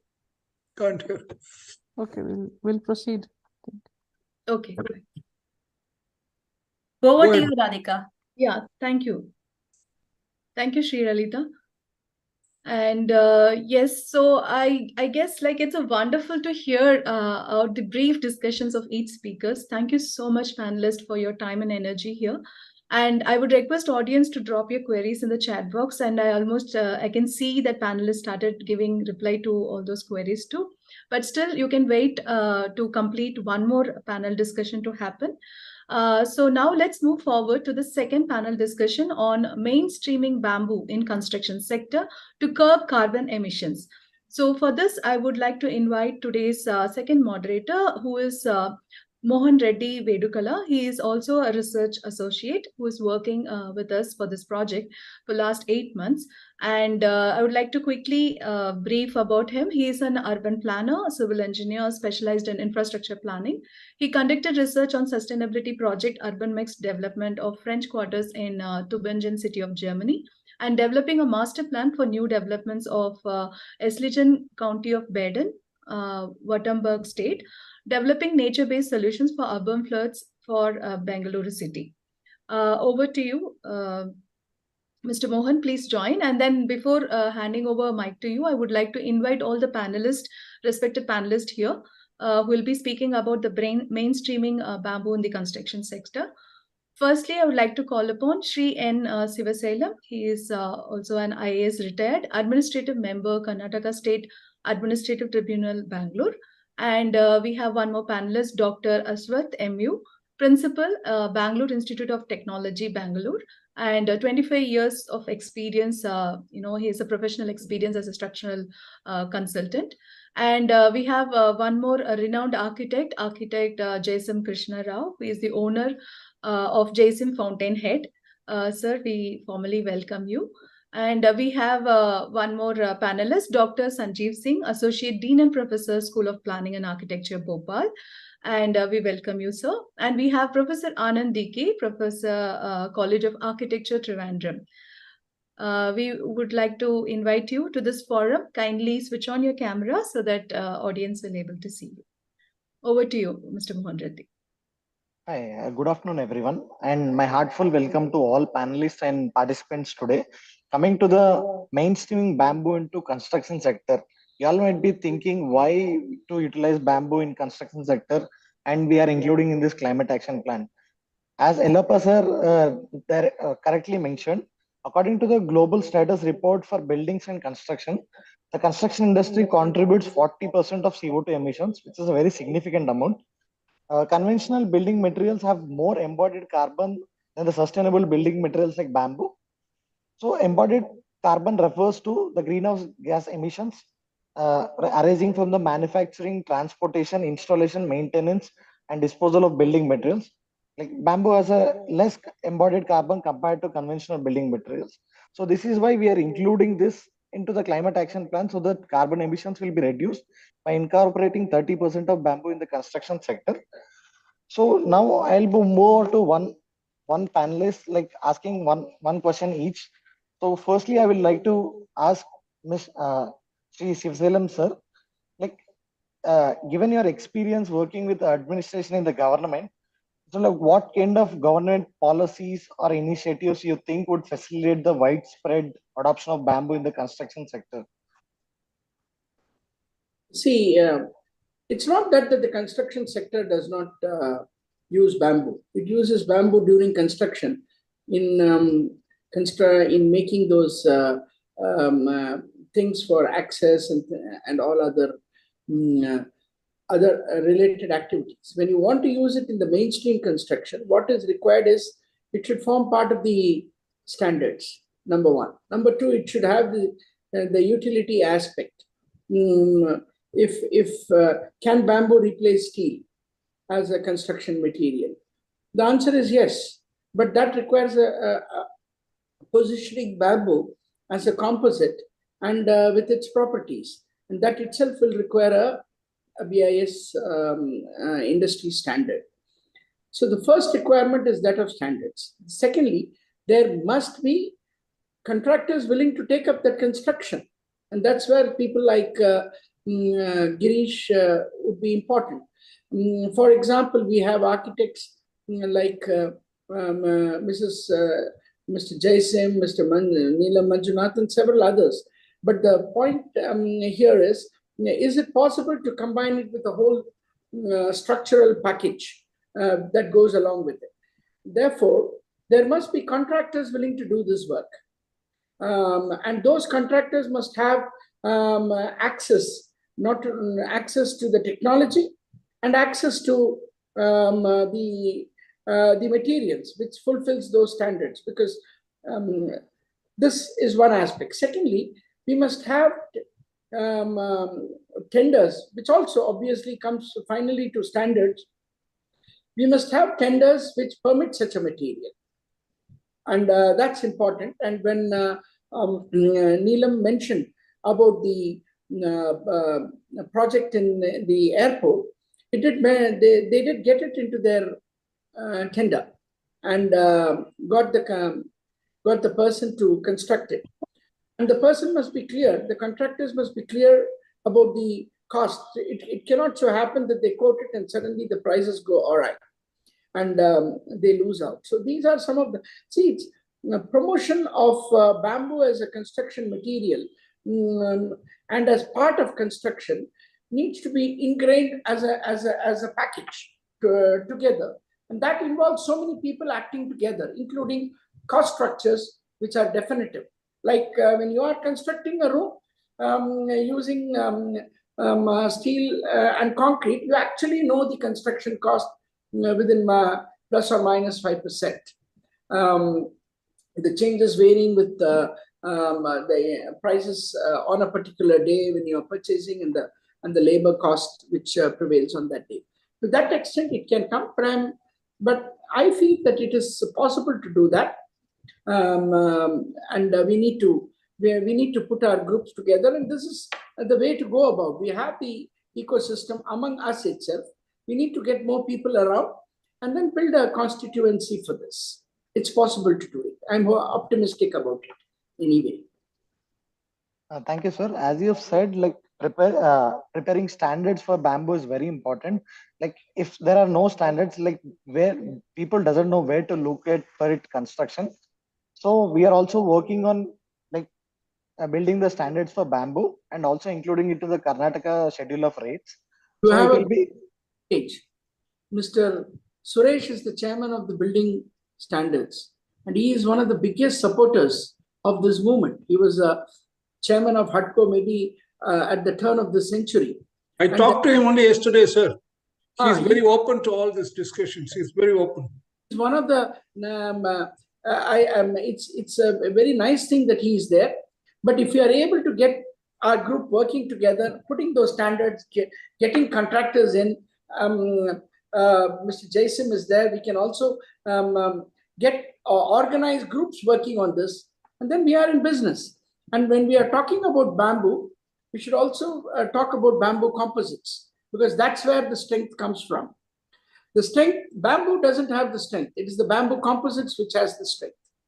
So you need to get institutions like RV TIFAC and IPRITI quickly into this business, because they can help you produce the material which others can't for the time being. Today, when you want to have some material, where are you going to go? There are nobody manufacturing it. Unlike a steel bar or something, you can have hundreds of choices. You can have tar steel, this steel, that steel, or whatever it. But in bamboo, you don't have that. So you don't have what I would call the branding related issue. It is going as a generic product, but even that generic product needs to be produced, and somebody has to certify that. So going bamboo composites way is, I think, the way to go ahead as far as construction sector is concerned. I do find that several bamboo panels or bamboo composite panels cost a lot, with the result somebody like a vitrified tiles scores a march. When according to me, the bamboo composites as a flooring material should be costing 1/3 the cost of what we are providing for vitrified tiles. And if you remember correctly, the vitrified tiles started around the same time as bamboo composites, at least as far as Karnataka is concerned. But today we find vitrified tiles all over the world, certainly all over India.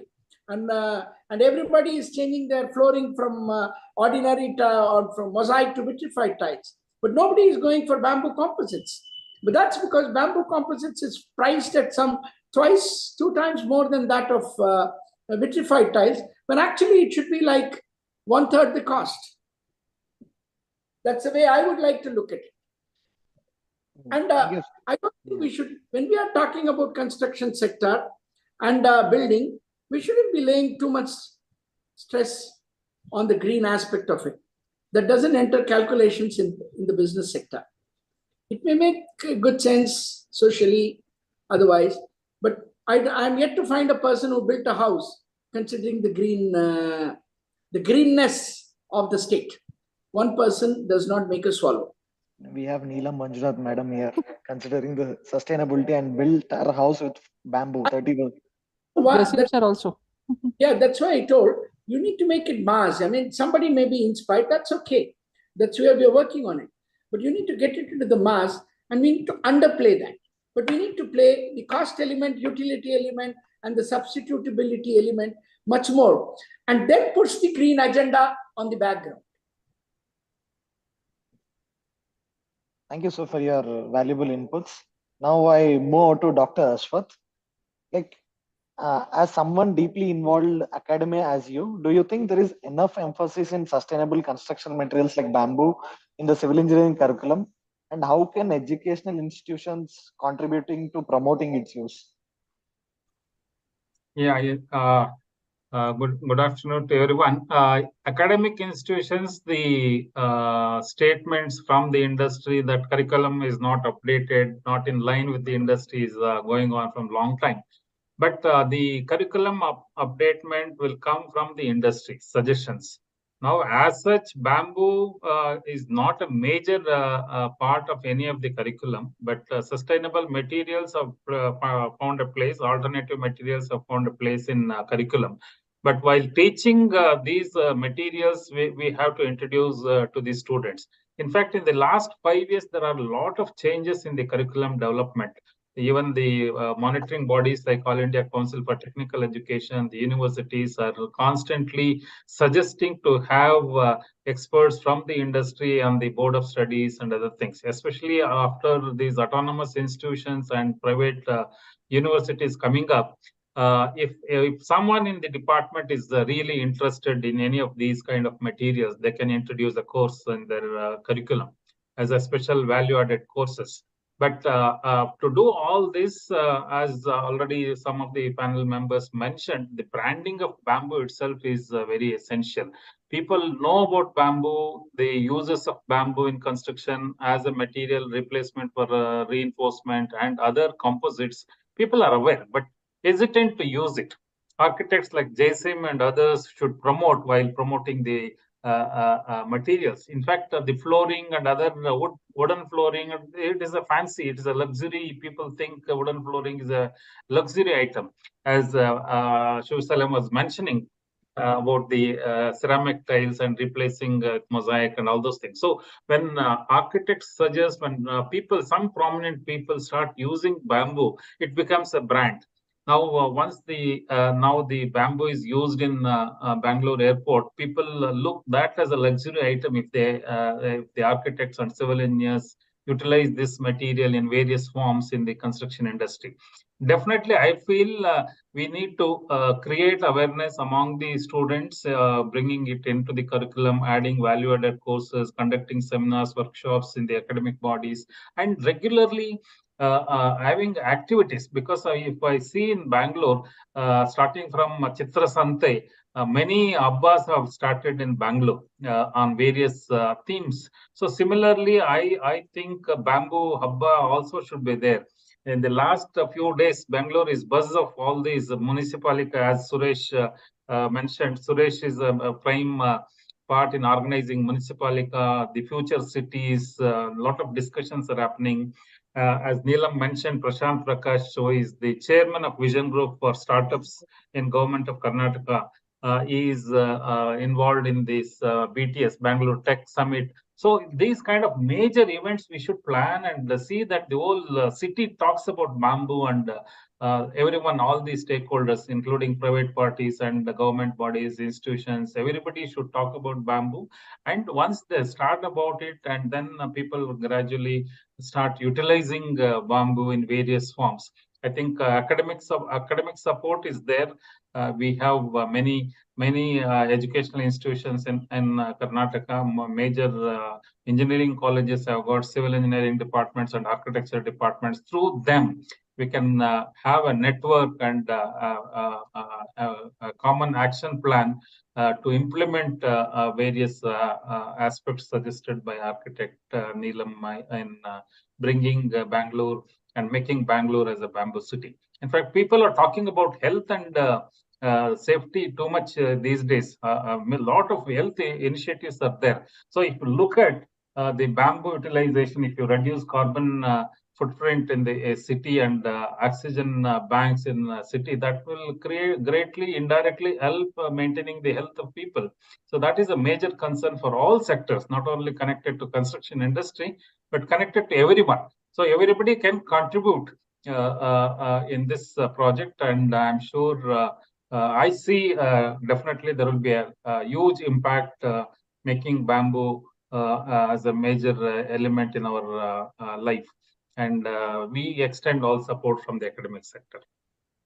Yeah, I agree with you, sir. Like regular activities in bamboo, like conducting this, all this is very important to promote the bamboo and its sustainable benefits. And also, as Shivasalam sir said, cost utility factor also need to be considered.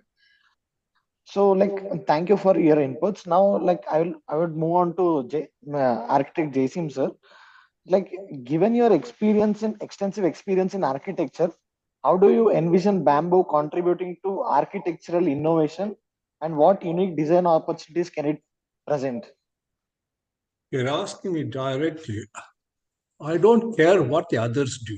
I just do what I want to do, and I've been doing it for 5 decades in bamboo. My first project 5 decades ago is bamboo based. I don't look at somebody to tell me whether the reinforcement work. I in fact want to know the difference between cane and bamboo. Not many people explain that at all. How can I treat the bamboo? I use bamboo curtains, and the next month or the next year, the bamboo curtain becomes my reinforcement somewhere, which means it becomes very economical to use. We have used what called cloth bamboo. In fact, this is the first time I'm not wearing a shirt of bamboo. Normally, I wear a shirt of bamboo and walk around. And after it gets old, my wife said, throw it. I said, no, it becomes my reinforcement in my slab, in my vertical slab, in my horizontal slab. The clients, architects are a very creative profession. I don't ever advise the rest of the world. I only do what I believe in strongly, and I keep doing it. I've been doing it for 5 to 6 decades. My students doing it, my young architects do it, and they're unbelievable. Bamboo is a beautiful material. I'm not going to push it. Tomorrow morning, I have a talk with the steel people and stainless steel people, and then the other products will also come. Every product has its plus. You will do what you can. Go to Europe and do bamboo. Go to Assam and do bamboo. Go to the bamboo country and do bamboo. Only then they understand. Build bamboo boats. You go and sit on a bamboo boat and see how well it works. It becomes something else. This is where it is. Simply advertising, pushing, I'm not for advertising at all. I've never advertised entirely in my life, and I will not do it. I will just go to my colleges, my offices, and my practice as chairman of bamboo and say, this is another material you think of. In fact, I wanted to ask, what do I do with the leaves of the bamboo? Today morning, as you know, in Suvidha, we have a huge bamboo corridor. Every day the leaves fall. We end up paying the sweeping fellow more than what I get out of the bamboo thing. But then we made it into something else, and then something else happened. It's a question of thinking process. Government can't do anything. They can only talk. I would like to ask you one more question. Like, in your opinion, like, what are the main challenges and opportunities, like, in promoting bamboo sector? Like, I mean, in reducing, and what is your opinion in promoting the bamboo in the construction sector? Introduce this as one subject in the 3rd year or 4th year in both the engineering and the architectural departments, or any other department too, including the university departments. It may not even have directly to do with construction. See, we are looking only at construction of bamboo construction. No, housing is one thing, building is one thing. There are huge areas where bamboo can be used. Get into why are the trucks not made of bamboo? Tell me. Before, all the rickshaws used to be. Why can't you make the circular wheels out of bamboo? Why not do all this? Getting into the boating experience, you will find a huge what if visibility happens and unbelievable things can happen. It is happening. Only we are not aware of. That's about all. One thing you need. India is a fascinating country. We are not like America, Russia, or Japan. Keep on advertising and not. We are not interested. Have you ever seen an advertisement of mine in my 50 years? No. Then that's what it is. Do it. It is bold. It's individual. It's nice to have a conversation and a discussion in open subjects. It's worth doing it that way. You will find a big thing happens. And then when somebody walks in and says, this roof looks very interesting, or this, then you smile at him and say, do you have the guts to use? This is a tree, a bamboo. He gets scared. Then you say, no, this lasted for something. Then he looks, why don't I do it? As you said, economics works that. Or the aesthetic should be so good that the economics does not matter. That is a very big issue. Touch aesthetics. You will find you are in a living world. Do it, sir. Yes, sir. Thank you for your valuable comments. Now I move on to Dr. Sanjeev Singh. like, given your expertise in environmental planning, do you see an increasing interest in the architectural community regarding the use of eco-friendly materials in the construction projects? Let me start with academics first.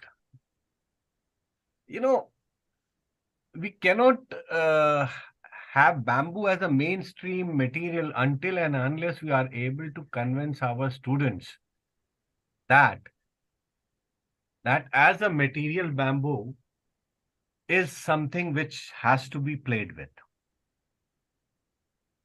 And what other panelists said, that it has to be part of the curriculum. And presently, we need to check the reality at the moment in terms of how much bamboo has its component in our curriculum today. So from that perspective, when we look at, there need to be some kind of an initiative from academicians itself.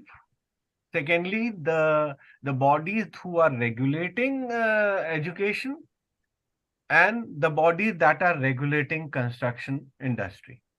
So when we look at all these three, we see we need to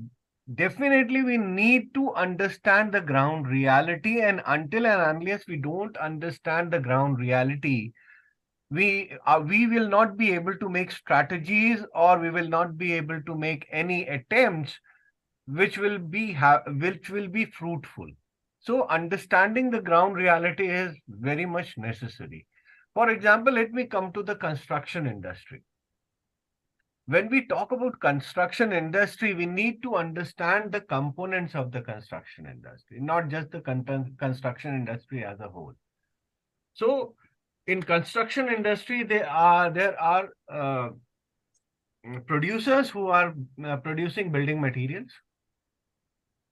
Then there are industries or corporates who are doing construction, or it is at a individual level to the corporate level. Secondly, within this corporate, there are two components. One is the material which is being used, and the second is the construction process. So the materials which are used in the construction process, not as a building material, but as a kind of a material which supports the construction process, for example, scaffoldings and all. So we need to understand first the ground reality, then we need to understand that where bamboo can be infused into, and whether bamboo can be infused into as a product which straight away comes from the producers, or there has to be a fusion with other materials. When you talked about bamboo composites, that's one of the materials. But we need to understand where we have to basically intervene. We have to have our strategy in terms of its hierarchical order, where we need to intervene first and target which will be the target audience, so that we can and what will be our efforts. For example, if we are supposed to have bamboo as a mainstream building material, apart from academia, our students, for example, they take off the philosophy of sustainability and start having bamboo in it, but they will be restricted if the material will not be available in a very versatile way. So it is very important that the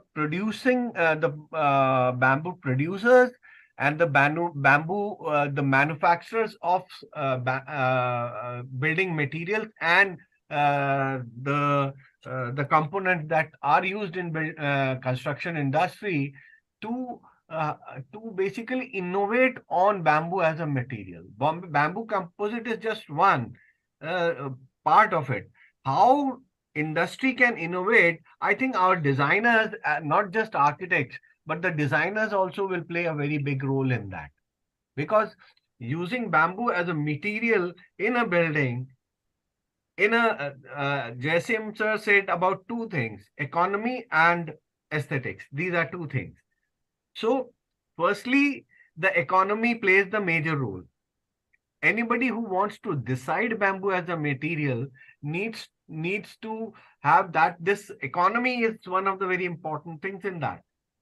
And then if aesthetics will dominate economy when the value addition of in bamboo is to be done in a much bigger way what we see today. And it is very much necessary for us to innovate on bamboo, not just as a material, but bamboo needs to be fused with other materials so that it becomes economically viable, also and aesthetically very sound, so that it dominates other materials in the construction industry.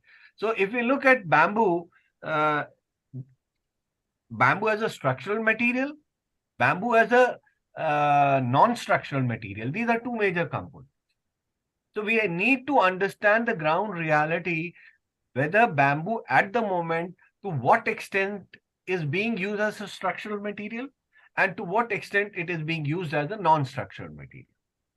I have not seen the drawings of, Neelam has seen the drawings of Terminal 2, but I don't know what is the structural component of the entire terminal, whereas bamboo seems to be more of a filler or a kind of a filler material or something which Neelam would be able to emphasize more.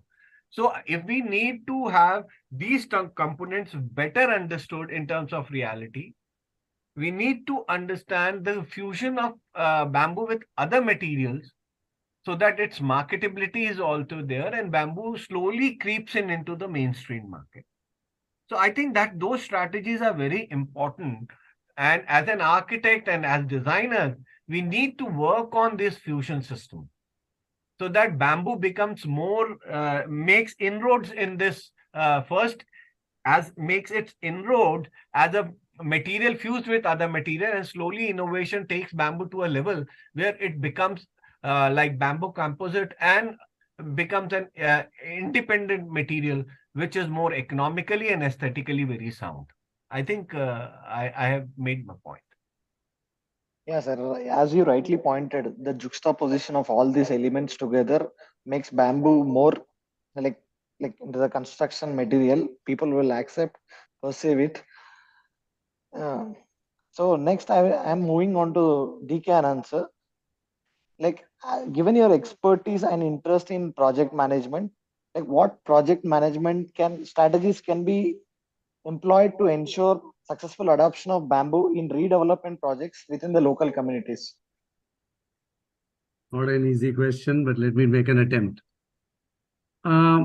Bamboo is not yet perceived as a major construction material. That is a truth. It had continued to be adopted by individuals who understood the material into their personal spaces, with ambassadors like Jaisim sir and Neelam and others who have promoted it.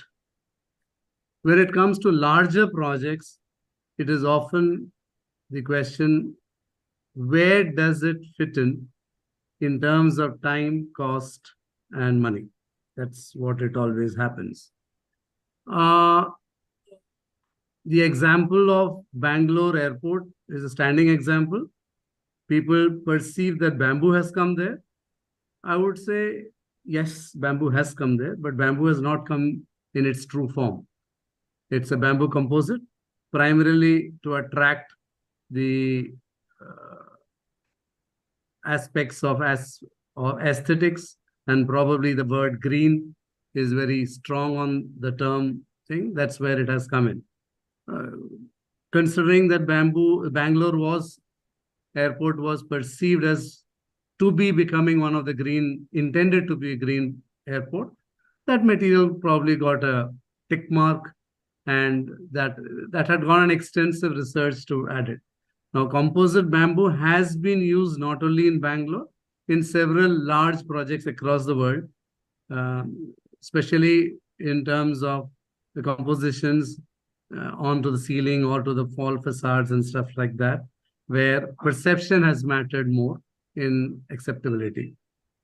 In a local community, if I say, what is the best way to bring the bamboo in is I think we should first work towards doing some projects or initiatives which individuals see that a bamboo is an added advantage.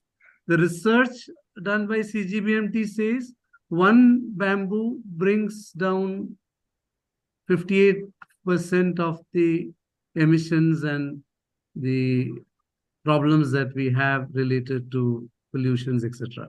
So if we were to adapt usage of bamboo and help and inculcate the practice of bamboo usage somewhere, I'm not saying building, around the building, near the building, landscape, garden, I don't know where. But whatever it is, you're giving it and bringing it closer to the construction activity. So which means you are actually addressing your first requirement of bringing down the or important need of the climatic aspects is addressed. Okay, that could be one, definitely a local way or local adaptable way to look at it. Two, as all the panelists said, when it comes to a larger structural usage, the adoption of it into the codes of practices and the BS standards and stuff like that will enable structural element and structural civil engineering and engineering team members to adapt it in different structural form and on a non-structural form, whether it is wall, ceiling, roof, or whatever elements it can be. I think in a smaller scale, at a house level, people have started using it. On a community project, based on how it has been pushed by the architect and acceptance and certification by the engineering team, it has got started using it. On a large project, we may have to still wait for those codes and practices to be reinforced. But the third aspect is becoming more popular. The aesthetical part in a larger volume to use it in form of paneling or flooring or veneering, I don't know. So these are aspects. We have two industries already there. I'm sure their research is probably happening in a very good space. We can work along with them and we can probably see whether some of those usages can be increased on those aspects. If we are on these three directions, I think penetration of the bamboo is very well can be seen into our projects and probably very much in Bangalore to meet our expected role. Sir, I would like to correct one thing. One bamboo doesn't get down 58%. It's 15 million plants together cut down the 58%. I appreciate that. It is one per person. Yeah. And then, like what you have said, some points are very interesting. Like we have to do some projects on the ground where individuals can see how bamboo performs. And then we have to implement in the structural and non-structural element also. So to sum up all this session, bamboo needs to be incorporated in standards to everyone to see the codes to follow and encourage contractors to take up the projects. And we have to see the ground reality first and execute some projects and showcase it to the people. So from this panel, so we get to learn how to penetrate bamboo into the construction sector. So I'm handing over to Radhika for the next session. Radhika, before I think he hands over, I would request each of the panelists to share some more if they feel that they would need to share for the panel about this thing. And even Sir Shivasharam sir, you have been the MD of the BMRCL. You were in Rajiv Gandhi Rural Housing Corporation and you were there for a long time and you really put a revolution in place there in terms of Ashriya housing. And we all had seen that how the alternative technologies could be used for such a mass scale at that time, which nobody was using, and Ashriya scheme also had been delegated as a failure, and then you really took it up and take it to the next level. So would you share some insights, sir? Yeah, you have actually raised a very important point. Let me tell you, as far as Karnataka is concerned, for the first time in Ashriya housing, we used pile foundation. Can you believe it? And we constructed houses cheaper than normal construction. So in a black soil, pile foundation actually reduces cost. And I'm stressing you on the second part, the reduces cost. So a high technology, but we are always used to high technology means high cost. And I'm not from that perspective. And when you talk about high technology and talk about high cost, then you'll have to go into the second part of what Mr. Jaisim said, that I see value. I see aesthetics as a value, and I'm willing to pay for it. When you talk about aesthetics as a value, you also talk about exclusivity. I'm paying for it so that nobody else can do that. So so those concepts. Whereas when you are talking about mass use of bamboo related construction, we are always talking about cost effective. Does it make sense to use it as compared to existing products? Today, nobody says that pile foundation is not to be used in low cost housing. In fact, pile foundation is a recommended thing in black soil construction. There is a revolutionary change in thinking itself. Number one. I'll give you the second example. Nobody used this high volume fly ash concrete in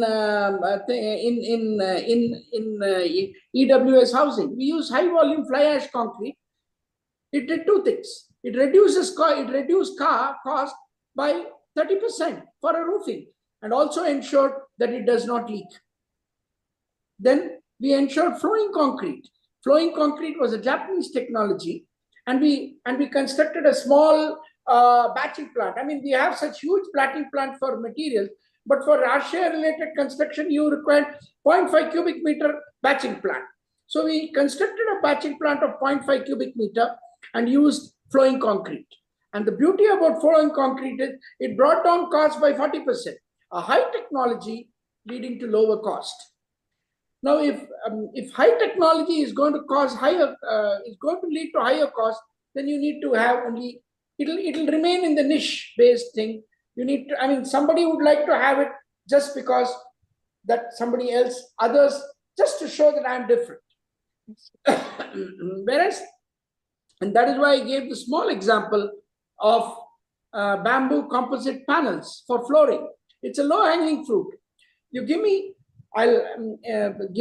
since you have given me this opportunity, I'll just put one proposition.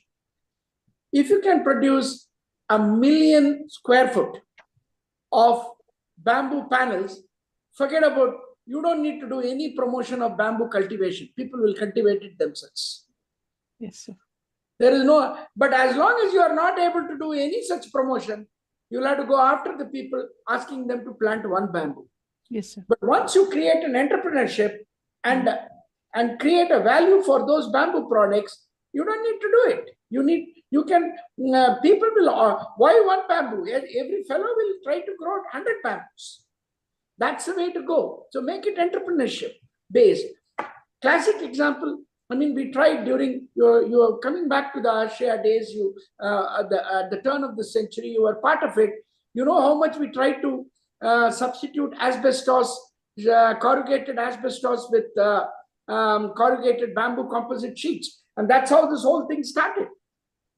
And ultimately, we found that in Karnataka, with the type of bamboos we have, it didn't matter at all. Whatever we were talking about what type of bamboo to grow. Once you are going composites, it doesn't matter which bamboo you grow, because composites does not depend upon bamboo varieties. Anything can be converted into composites. It only depends. A yellow bamboo will give you a better structure. A different green bamboo will give you a different structure, or rather aesthetics, and that's all what matters. So we couldn't do asbestos. We couldn't replace corrugated asbestos sheet because the cost was coming. Let me be very clear, at that time, it was coming 10% extra, and we couldn't know, and we couldn't manage to bring down the cost even to match it. And we were willing to put corrugated bamboo composite sheets in ASHRAE housing instead of asbestos sheets if we were even able to match it, and we couldn't do it. We came so close. But I tell you, the situation has changed. Today, you can get bamboo from Northeast cheaper than you can get it from Karwar in Bangalore. Landed cost at Bangalore will be cheaper than what you can get it from Karwar. And that's the way logistics has changed. You can get a shipload of bamboo at a cost which is cheaper than transporting from Karwar to Bangalore. So if you are able to get entrepreneurship, getting bamboo composite panels manufactured in large scale, 1 million square foot or X million square foot, which makes economic sense, you are in business. And we don't need to bother about going house to house and encouraging people to grow bamboo. People will start growing bamboo in the villages. Forget the cities. And I would like to largely go on the entrepreneurship model. And the key is promoting entrepreneurship. Key is getting costs of materials down. High technology should mean lower cost and not higher cost. We shouldn't take the example of EV products, which replace the internal combustion engine and raise the prices by 50%. Yes. All of us engineers know that an internal combustion engine is more complex. Here you replace internal combustion engine with a battery and then say my cost is 50% higher. That's a fraud on the people, let me tell you very frankly. Yes, sir, that is true. That is very true. Yeah. So thank you so much, sir. And Dr. Ashwath, I think one more I've been discussing with you, and we have been working together. I agree with what Sanjeev Singh mentioned about the role of academia and other things. But since we are talking about Bangalore as a bamboo city, in addition to focusing on the construction industry and the related activities, I think we should have a mass movement in all sectors possible, wherever bamboo can be used. Yes. That angle also we should think, and there will be a lot of applications of bamboo in that direction. But whatever is required in the construction sector, I'm sure the academia will participate. The professional bodies connected to construction industry, the Builders Association, all these things will come in and pitch in their support. I totally agree with what Shivshalam said.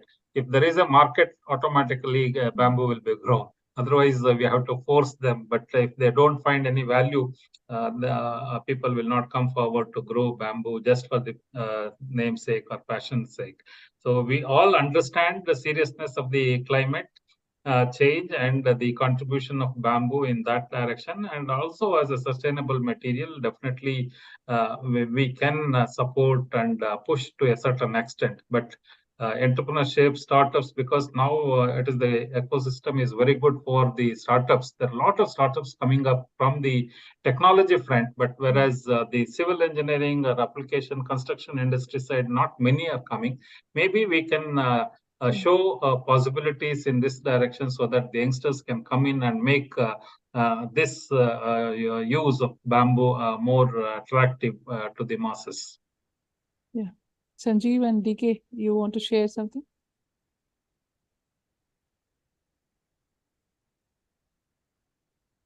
Yeah.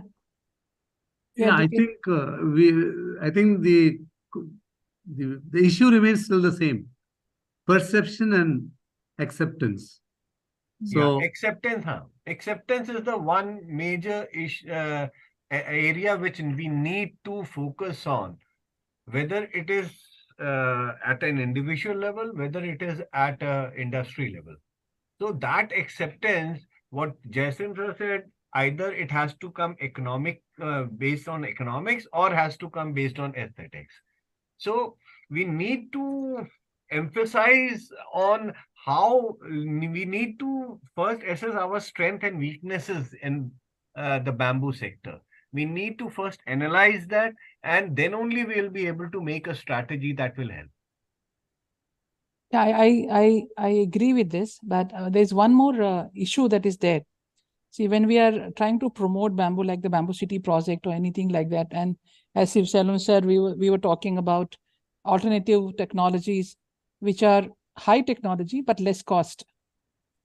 And I think when we are talking about saving the world or global warming and mass application, that becomes a very big factor. So I know aesthetics, and then some people can, like the Bali buildings, it is acceptable aesthetically, this thing, but is it the answer? No, that definitely cannot, because that's maybe 0.001% of the people can afford that kind of a thing. And if you want this bamboo to be there in the mainstream, then it has to be used for mainstream buildings where high technology and low cost is very important. And with that acceptability and with that aesthetics will have to be taken into consideration. I mean, that's what the way I have been practicing all these years and facing from people. They want aesthetics, they don't want to give the money. And people who cannot give, cannot pay, people think that there should be government project mein unko pakda do, bamboo ka ghar pakda do. I mean, you give it to them like that. That should not be the way. There should be a kind of technology or a kind of vocabulary with bamboo, which can be used by one and all. And I feel that that probably would be the key for mass utilization of a bamboo, which only then the carbon emissions can be actually brought down. Because doing few projects of a high, these things will definitely have a traction, like the Bangalore International Airport. And yeah, for Sanjeev, for your this thing, yeah, it is only used for false ceiling. It is not used for structural uses in Bangalore International Airport. 10 lakh square feet of false ceiling and column cladding. And for that, actually, bamboo composite was not required structurally. But I feel that for fire requirements, because the fire grading is very important in a public project like that, since we are not still able to have a fire grading for raw bamboo, round bamboo, and the bamboo splits, I think because of that, they have gone for something which is a safer thing to use, because those are, once you manufacture it in the industry, you have a fire rating to that. And that's easier to put in the specifications of a tender or a project. And that's when it can actually get into. So these are challenges which are there where, but because of this, putting this bamboo into the airport, the cost of bamboo has gone 10 times higher. And that is being paid by all the taxpayers. And that is something, and again, this came from China. It is not that it happened in India. It was given by Mozo from Mozo International. So that is something where we want to promote these bamboo communities, promote these people. We really have to do a lot of work. And that's why I think Bangalore, since it's a tech hub, it's all this startup hub, research is happening here. And we have a very important, Annapurna is here, and many other people, the NGOs and the citizens who are very aware, who want to do something for the city. I think this is a city where can be the first bamboo city in the world, and then we can take it hereafter to other cities. I think that will definitely happen. This was my way of sort of summing up the panel thing, whatever is there. And I would request if any questions are there from the 10 minutes, we can have few questions, from the audience. You can unmute yourself and ask the questions. Radhika, please facilitate it. Yes, ma'am. Thanks. Yeah, I've given access to everyone, and I can see some queries were, registered in the chat box, and it has been answered by the panelist. But in case if you want to ask now, like any other questions which is pending, you can unmute yourself and, seek information from the panelist. You can raise your hand so that I can put you in the spotlight.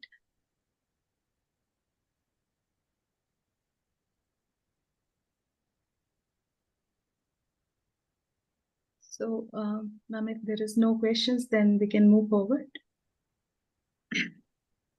Mostly all the questions have been answered by the panelist. Yeah. Yeah. Is there anybody? Yeah, so I had just one question I had, raised during the panel discussion also. Is the bamboo root harmful for any building structures or revetments near lakes? And does it disturb it? Because whenever we plant bamboos, that's a big question raised by everybody. Yeah, I think, at that time you had, I think Dr. Ramakrishna Hegde, would you like to answer?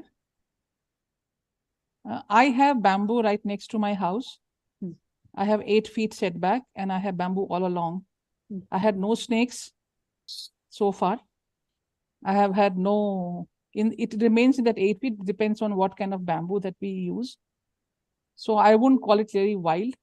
the way. So it's like, it depends on how you really do it. But then there's some places where I have kept it and left it wild for biodiversity, for other things and things like that. At the back of my house, we trim it and we harvest the bamboo. I harvest the bamboo and use for my CGBMT workshops.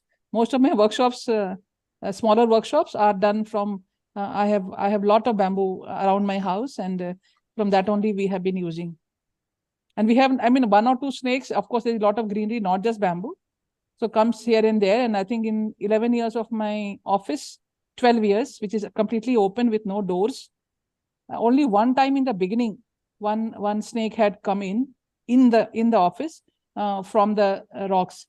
After that, it has never happened. And I don't know how many people have seen my office. It's just open. I mean, you have greenery and you have office. And there's no window, there's no door, there's no wall. And it just, we didn't have snakes. And all the leaves that you have, you actually can become very good fodder. It can become very good manure. And lately, people have been trying to work on bamboo tea, which is a very good antioxidant. And so if there are people and entrepreneurs who can collect those leaves and get into these kind of, so this can be another form of entrepreneurship that can be actually where it can be also used. So they are, we can always sit with you if you have a project or somewhere that can be used, and we can definitely. Botanist, I'm not a botanist, but I think that bamboo has fibrous roots, and the fibrous roots does not go very deep. Yeah, no, it doesn't go, sir. It doesn't go. The foundations are at 10 feet deep and things like that. The roots does not go. That is why you find rhizome. Yeah. Bamboo, if an overgrown bamboo always falls. The reason is it has very few the length is such that the buckling takes place and the roots are not able to support the buckling. Yeah. So or the bending. When the bending takes place, the moment it extricates itself from the root, because the roots are all fibrous and not very deep. Yes, so right. If you have heard Mr. Yellappa Reddy speak, and in respect, and you have also stated about the experiment which you have done in Jakkur, MGIRIED, which I had the privilege of heading once, and then preventing the thing and growing biodiesel. We actually produce more than 10,000 liters of biodiesel. I don't know whether you are aware or not. And we used to give it to the KSRTC fellows free. The key element there is when you plant when you plant those things, it is the roots are able to absorb the silage. That's why your efficiencies come. If the roots were going deeper, then the absorption will not take place.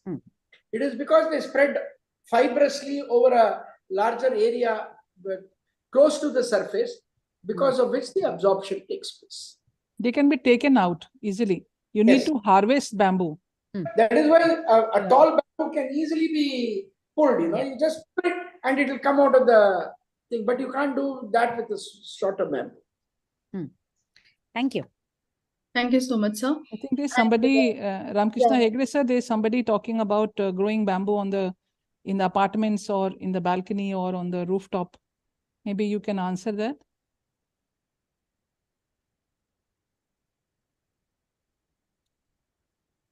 Okay, so questions in case Radhika. Yes, so one last question we can take up considering the time from Ranjini. She is from training, development and HR background. It is prone to fungal infection, so this might cause regular or high maintenance of the construction. So she wants to know about that. I don't think so. I mean, all plants are prone to anything which is natural is prone to that. It's part of nature. And I would rather say, I think Hegde sir, maybe he's not here right now. So any kind of plant, if you say that it is prone to different kind of bacteria and viruses and things like that. And I would say rather more of imbalances that have been happening thanks to this species, human species. And because of that, lot of imbalances have been happening. Machhar maar dena hai, or bees should be killed or something like that.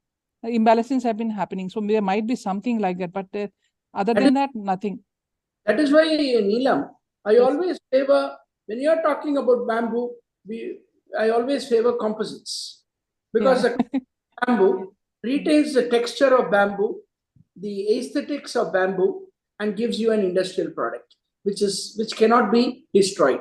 It has its life, I mean, like any other thing, and possibly a little more as well, because it is not susceptible to attack by fungus or whatever you say.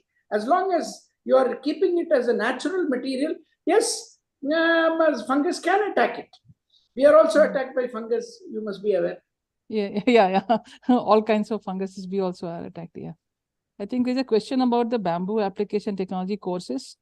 We will take up, not here, but we can take up these questions. Radhika, can you make a list of all the questions and we can circulate?